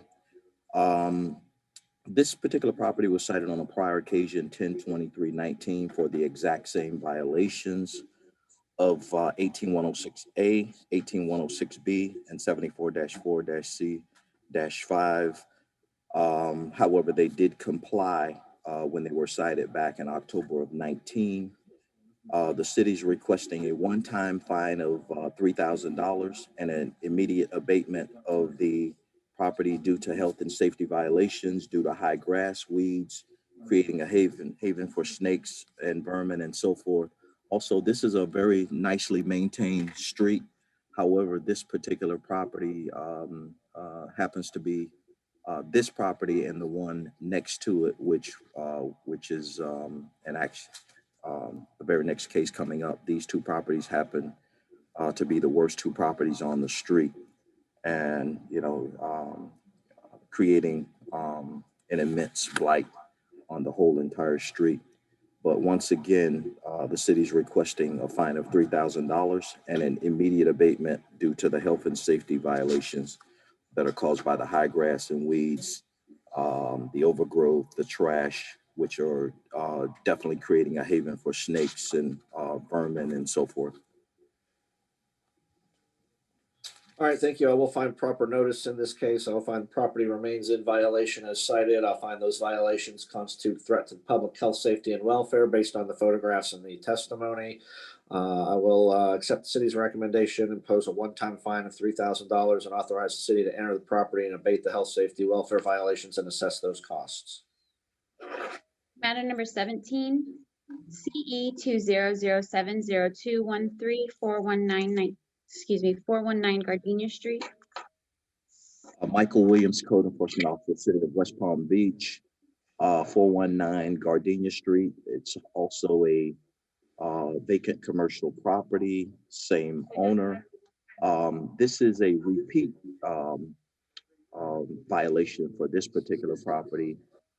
There was a finding of fact on case number CE 190-80568 on a hearing of 9/18/2019. Same particular code sections, 18106A, 18106B, and 74-4-C-5. The property has fallen out of compliance once again. Property was set for today's hearing. Property was initially cited rather on 7/14 for special magistrate hearing on 8/5. Certified mail was sent on 7/20. Certified mail was returned on 7/30. Property was re-noticed on 7/24 for today's hearing, 9/3. Certified mail was sent on 7/24. Certified mail was returned on 8/3. The property as well as City Hall was posted. Once again, this property was adjudicated on 9/18/19 for multiple violations to include the same code sections. Property did subsequently accrue on the first notice. There are some fines that did accrue, amount of $1,650, which they have not paid. Those amounts are still outstanding. With this particular property, the city's requesting a $5,000 fine and immediate abatement of the property to be assessed against the property due to the fact that the violations constitute a health, safety, and welfare, creating a haven for snakes, vermin, and also homeless persons are starting to be found on this particular property, as it is a parcel. It's 494 square feet, and it's kind of like a nice little haven for homeless people to hang out. It's almost like a little jungle in there. All right, thank you. I will find proper notice, and then based on the testimony and the evidence, I'll find the property remains in violation as cited. I find that those violations constitute a threat to the public health, safety, and welfare. I will impose a one-time $5,000 fine and authorize the city to immediately enter the property, abate the violations, and assess the costs. Thank you. Matter number 19, CE 20040038917 North Flagler Drive, Unit 212.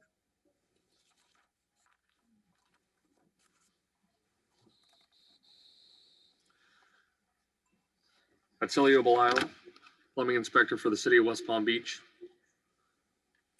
I originally cited the property back on April 8th of 2020 for interior work being done without the proper permit or inspections. We received, we sent out the violation in regular mail and certified mail. We have proper posting. They have obtained several permits, but not all. They are still needing to obtain their commercial interior permit and the plumbing permit. The city is requesting to obtain all permits within 30 days. After that, $150 a day. All right, thank you. I'll find proper notice with the certified mail and with the posting. Based on testimony and the evidence, I'll find the property remains in violation as cited. Accept the city's recommendation to allow an additional 30 days for the respondent to obtain all required permits. Thereafter, daily fines of $150 per day until compliance is achieved. Matter number 20, excuse me. Matter number 21, 9050 Lakes Boulevard, unit case number CE 200700899050 Lakes Boulevard. Attilio Belisle, plumbing inspector for the city of West Palm Beach. I originally cited the property July 7th of 2020 for site drainage being installed without the proper permit or inspections. We received certified mail and regular mail. It was posted on site. The property has not, oh, hang on, that's the wrong pictures. Let me see here. Those are the wrong pictures. 9050 Lakes Boulevard.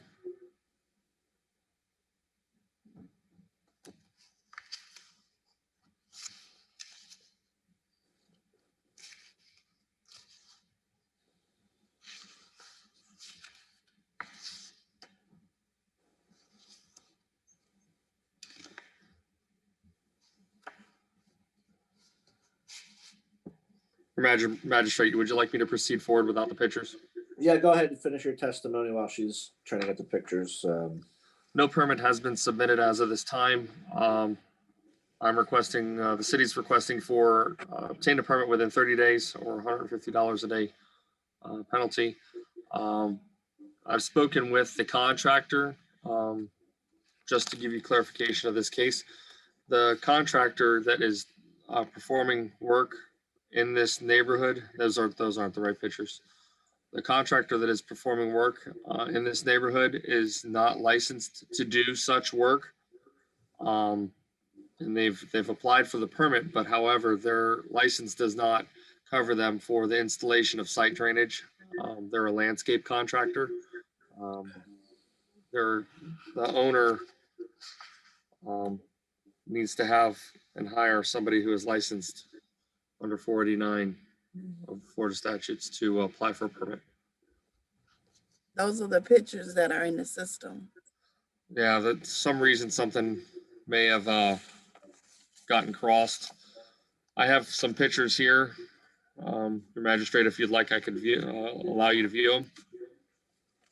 Yeah, Just show me what you're talking about. Yeah, but I mean, I think your testimony covers it, but why don't you go ahead and show me what you got?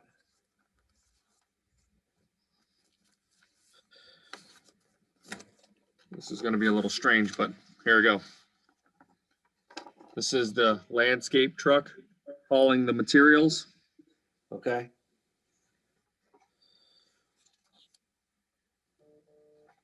This is the work being performed on the site at 9050 Lakes. Okay. This is the gentleman from the landscape company working on the site. Okay.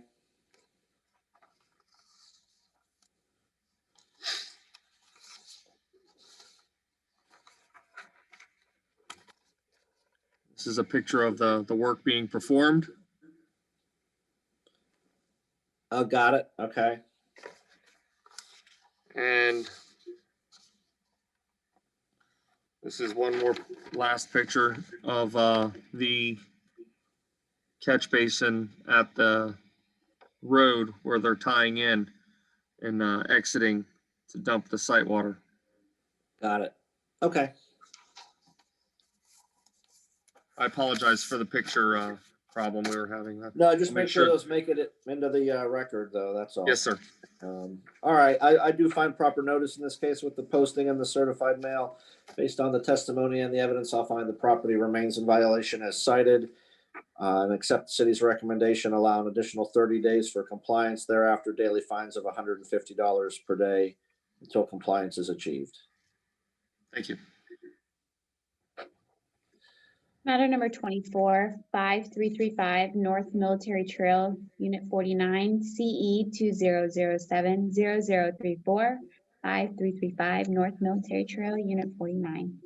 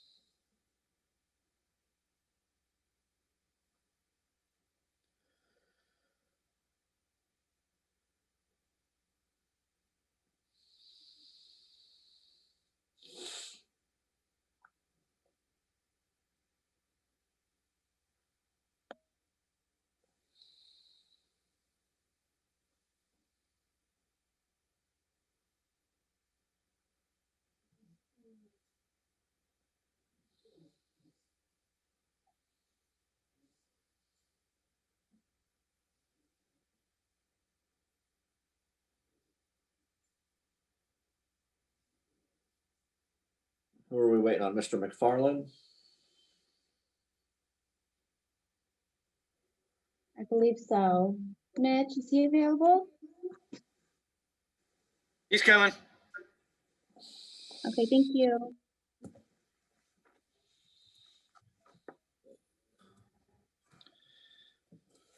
You got me? All right, very good. Number 24, correct? Yes.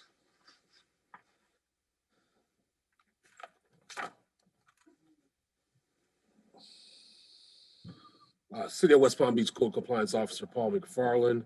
On July 2nd, the business at 5335 North Military Trail, Unit 49, was cited for business tax receipt and certificate.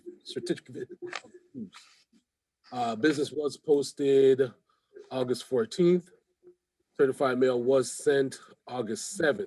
Certified mail was received August 10th. I have been in contact with the manager of that said business. He stated that he would submit the application, but as of this morning, there's nothing been entered into our system. With that being said, city's recommending 30 days to come into compliance or a one-time fine of $250 and $100 a day to run on the certificate of use. Thank you. I will find proper notice in this case with the posting in the certified mail. Based on the testimony, I'll find the property remains in violation as cited. For the business tax receipt violation, I'll assess a one-time fine of $250. For the certificate of use violation, I'll allow 30 days to comply and thereafter daily fines of $100 per day until compliance is achieved. Thank you. Matter number 25, 8989 Okeechobee Boulevard, Unit 110, case number CE 20070063, 8989 Okeechobee Boulevard, Unit 110. Good afternoon, City of West Palm Beach Code Compliance Officer for the City of West Palm, Paul McFarland. On July 6th, the property at 8989 Okeechobee Boulevard, Suite 110, was cited for prohibited portable signage, business tax receipt, and certificate of use. Property was posted August 14th. Certified mail was sent August 7th. Certified mail was returned August 13th. With that being said, I have been in contact with the business owner. He's in process of submitting the application for the business. This is a new business, so there's nothing on file. And as of this morning, there's nothing in our system. The property has since come into compliance with the portable signage, but the business tax receipt and certificate of use still remain. But with that being said, city's recommending 30 days to come into compliance or a one-time fine of $250 and the certificate of use to 30 days or $100 a day until that is complied.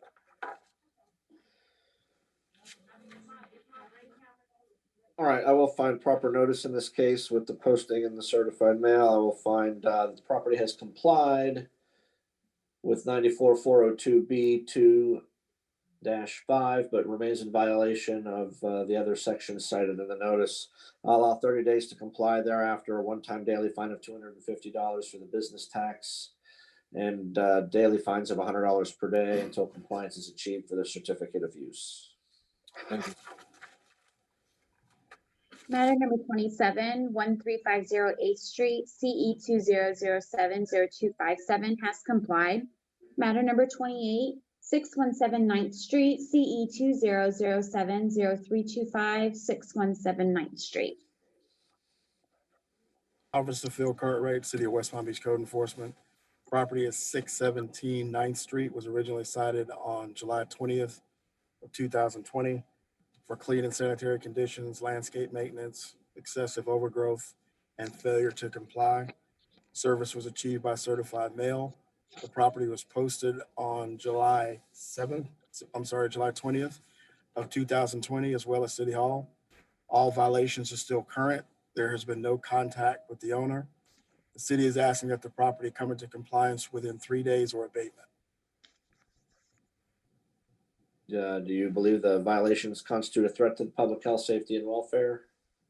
Yes, sir, I do. I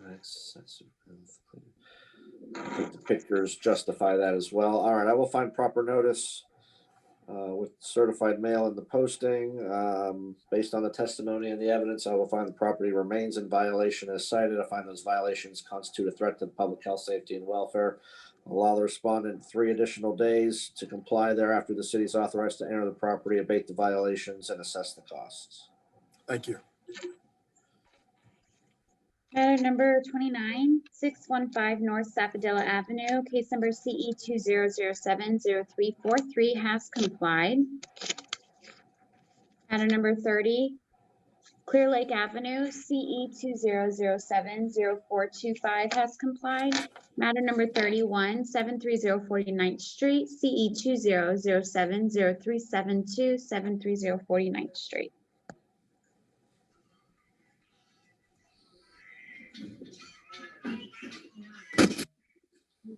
The City of West Palm Beach Code Compliance Officer Robert Watkins. This property was cited on July 22nd. Certified mail was sent July 23rd. Certified mail was received July 25th. City Hall was posted August 17th. This property was cited for 74-34A-1J, 34-102A, 94-442-C-1, 94-71C, 94-42-A, and 18-106G. All violations are still in compliance. I had communication with the property owner. City's requesting 30 days or $100 a day after. You said all violations are still in compliance. Did you mean they're all still outstanding? They're still outstanding. Sorry about that. That's okay. I just want to make sure the record's clear. All right, I will find proper notice with the certified mail and with the posting. Based on the testimony and the evidence, I will find the property remains in violation as cited. I'll accept the city's recommendation for an additional 30 days to comply. Thereafter, daily fines of $100 per day will be assessed until compliance is achieved. Matter number 32, 646 57th Street, case number CE 20070414, case address 646 57th Street. City of West Palm Beach Code Compliance, Robert Watkins. This property was cited on July 27th. Certified mail was sent July 27th. Certified mail was received the 29th of July. This property was cited for 18-106B, 105.1, 74-34A-1J, 18-106M, 78-6, 94-71C, 18-106G, 94-47-B-1. Compliant violations are 18-106B, 105.1, 74-34A-1SJ, 18-106M, 78-6, 94-71C, and 94-47B-1. Remaining violations are 18-106G.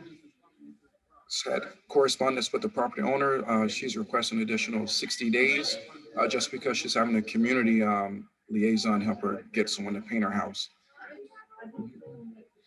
The only thing left is the paint. Yes, sir.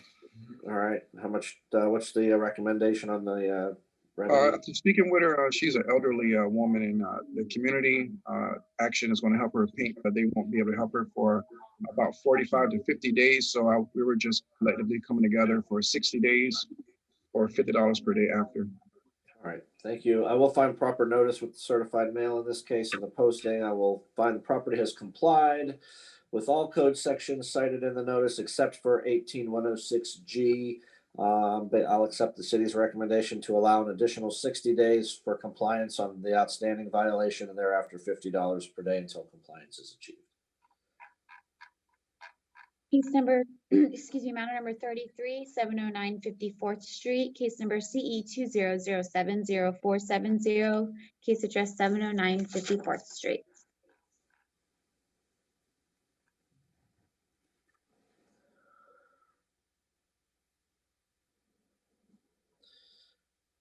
Lost your audio, Mr. Watkins. Can you hear me now? There we go. Gotcha. Okay, Yep. sorry about that. City of West Palm Beach Code Compliance, Robert Watkins. This property was cited July 31st. Certified mail was sent August the 3rd. Certified mail was returned August the 9th. City Hall was posted August 17th. This property was cited for 18-106A, 18-106B, 74-34A-1J, 94-273D-31-B-3, 94-442-C-1, 94-71C, 94-482-A, 94-47B-1, 26-35B, and 78-94C. All violations are still remaining. It's also a repeat for a violation 18106B.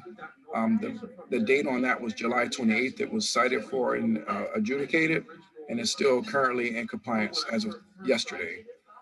And that total is $3,500 for that being out of compliance with the $100 per day fine.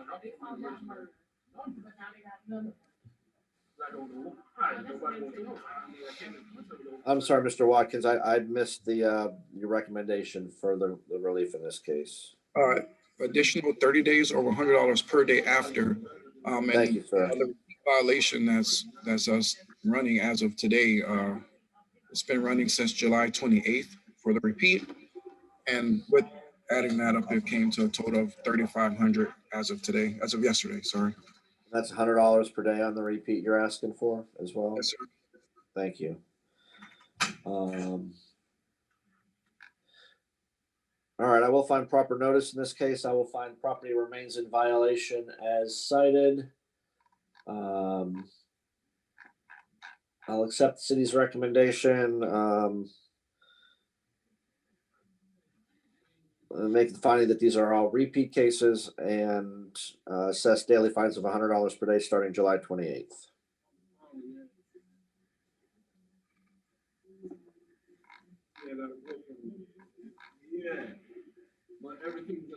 Matter number 34, 718 59th Street, case number CE 200801118, case address 718 59th Street. City of West Palm Beach, Robert Watkins. This property was cited on August 11th. Certified mail was sent August 11th. Certified mail was received August 13th. This property was cited for 18-106B, 94-302A-4, and 74-34A-1. All violations are still out of compliance. The city is requesting 20 days or $100 per day after. Thank you all. Find proper notice with the certified mail. Based on the testimony and the evidence, I'll find the property remains in violation as cited. Accept the city's recommendation for an additional 20 days to comply thereafter. Daily fines of $100 per day.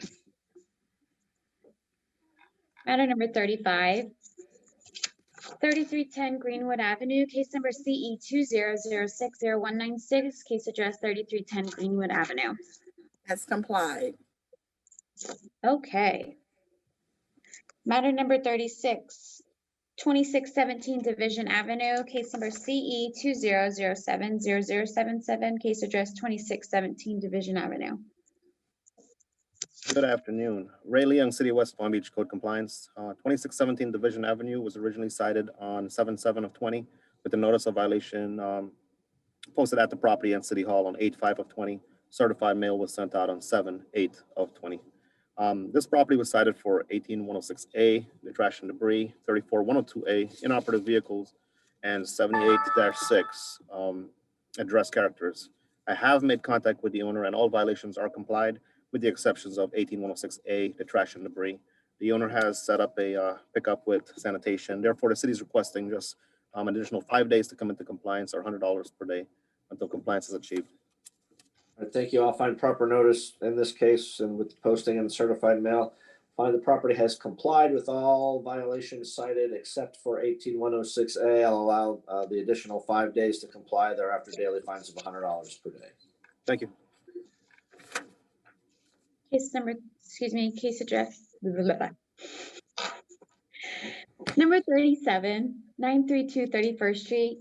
Case number CE 200700439. Case address 932 31st Street. Rayleigh Young again, City of West Palm Beach Code Compliance. 932 31st Street was originally cited on 7/29/20 with the notice of violation posted at City Hall and hand delivered on 8/4/20. Certified mail was sent on 7/31/20. This property was cited for 105-1, permit required, 94-302A4, fence repair required, and 94-442-E, sodding of the parkway and or swale. Oh, and also 110.1 inspections required for the permit. I have made contact with the owner who did comply all violations. Actually, she did comply violations 94-302A4 and 94-442-E. All other violations still exist. Therefore, the city is requesting an additional 30 days to come into compliance or $100 per day until compliance is achieved. So the permit's outstanding 105.1. And the inspections for that permit is still outstanding. And 110.1. And so 94-302A4 is also outstanding. Yes. So she complied with the landscaping of the swale. She did, 94-442E, correct. All right, I will find proper notice in this case with certified mail and posting. I'll find the property remains in violation as cited, except for 94-442E, which was complied. Tell me again your recommendation for compliance. Special magistrate, 30 days or $100 per day, please. I'll accept that recommendation. Allow additional 30 days to comply. Thereafter, daily fines of $100 per day. Thank you. Matter number 38, 950 31st Street. Case number CE 200700453. Case address 950 31st Street. Rayleigh Young, City of West Palm Beach Code Compliance. 950 31st Street was originally cited on 7/30/20 with the notice of violation posted at the property and City Hall on 8/3/20. Certified mail was sent on 7/31/20. This property was cited for 2232A, COU required, 18162A, rental license required, 7434A1J, garbage can placement, and 18106A, the trash and debris, clean and sanitary. I have not made contact with the owner, and all violations still exist. Special magistrate, the city is requesting a split order on this one with the 18106A and the 7434A1J, the garbage can placement, 10 days to come into compliance or $100 per day. And the rental license violation, which is 18162A, and the COU required 2232A, 30 days to come into compliance or $200 per day until compliance is achieved. All right, I will find proper notice. In this case, I will find the property remains in violation as cited. I'll accept the city's recommendation. I will allow an additional 10 days to comply. The clean and sanitary and the garbage can placement violations, I'll allow an additional 30 days for the rental license and certificate of use violations. If either of those deadlines are not met, daily fines of $100. No, sorry, I'm going to accept the city's recommendation in this. I'll assess an additional $100 per day if the violations regarding the garbage can placement and clean and sanitary are not met, and an additional $200 per day if the rental license and certificate of use is not met. Thank you. Matter number 39, 3902 Westview Avenue, case number CE 200700025, case address 3902 Westview Avenue. Natalie Clark, City of West Palm Beach Code Enforcement, 3902 Westview Avenue, was cited on 7/2/20. The property and City Hall were posted on 7/9/20 and certified mail was sent on 7/9/20. The property was cited for 18-106B, 7434A1J, and 94-71C. The property has since complied with 74-34A1J, However, 18-106B and 94-71C are still outstanding. I've had contact with the owner. The city is asking for an additional 30 days or $100 per day until compliance is achieved. So the garbage can placement was corrected, but the other violations remain. Correct. Thank you. All right. I will find proper notice with the posting in the certified mail. I'll find property is complied with 7434A1J, but remains in violation of the other code sections cited in the notice. I'll accept the city's recommendation for an additional 30 days to comply, and thereafter daily fines of $100 per day until compliance is achieved. Matter number 40, 3312 Australian Court, case number CE 20070163, case address 3312 Australian Court. Natalie Clark, City of West Palm Beach Code Enforcement. 3312 Australian Court was cited on 7/10/20. The property and City Hall were posted on 7/13/20, and certified mail was sent on 7/13/20. The property was cited for 18-103J. I've had contact with the owner. The city is asking for an additional 60 days or $100 per day until compliance is achieved. All right, I will find proper notice with the posting and with the certified mail.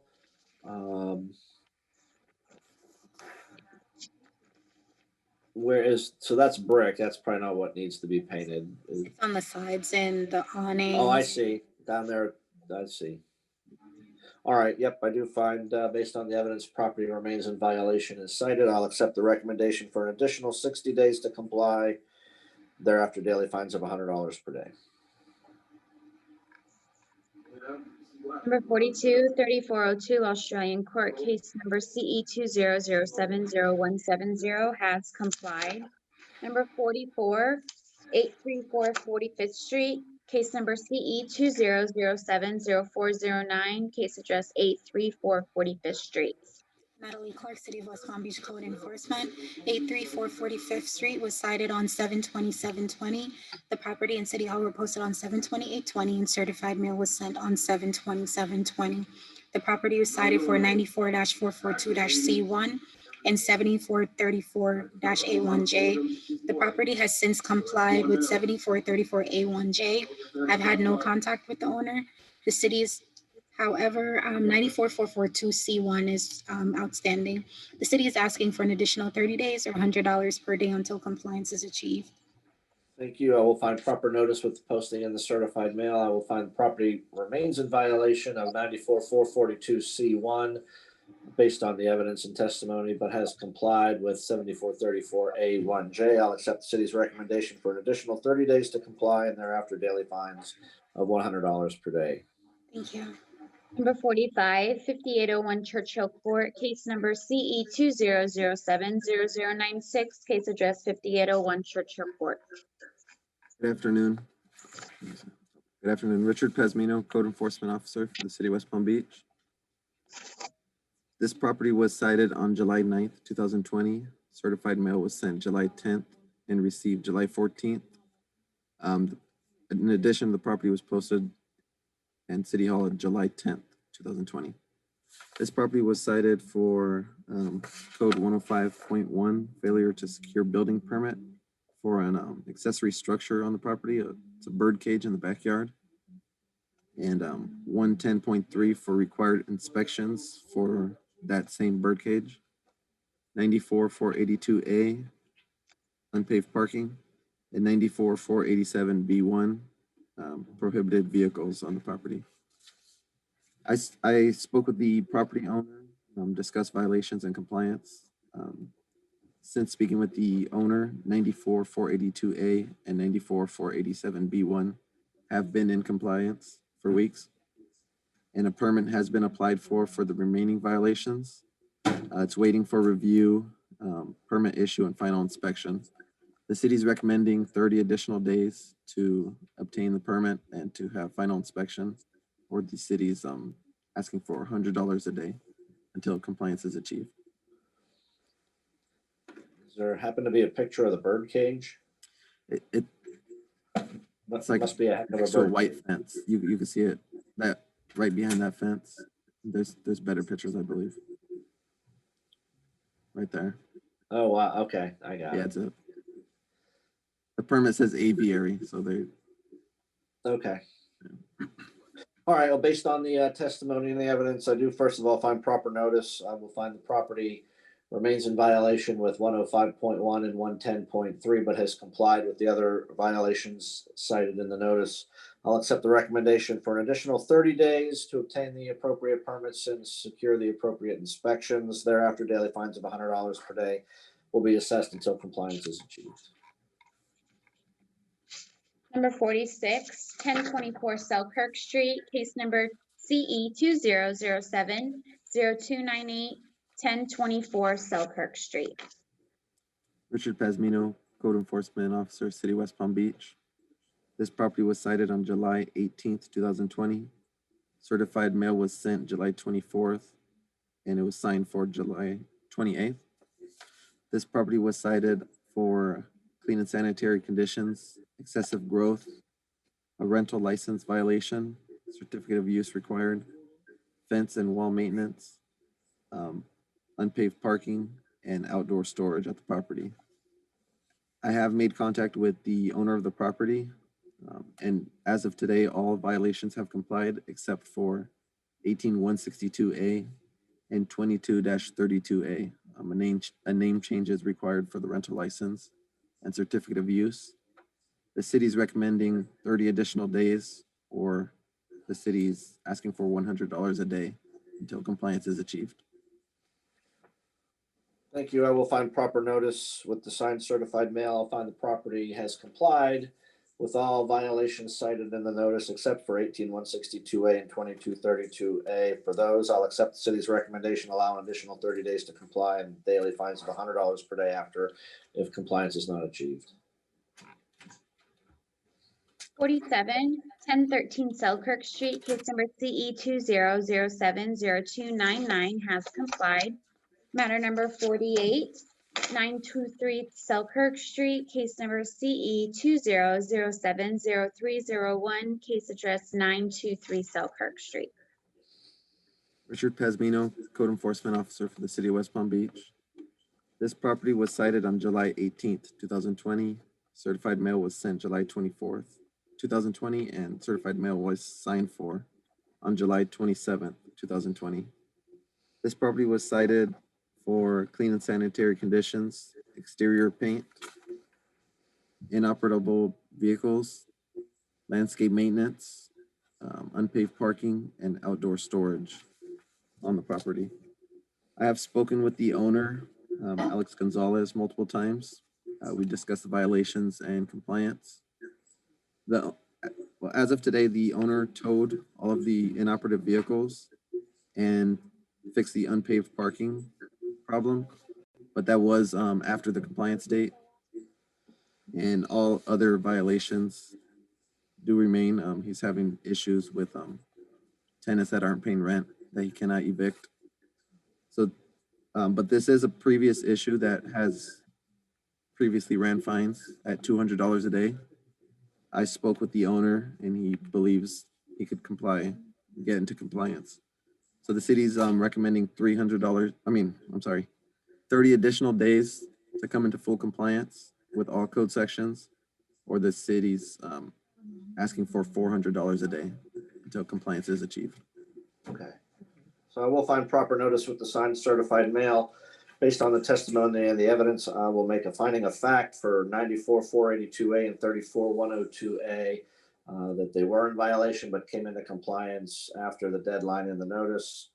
For the remaining violations, I'll allow additional 30 days and thereafter daily fines of $400 per day until compliance is achieved.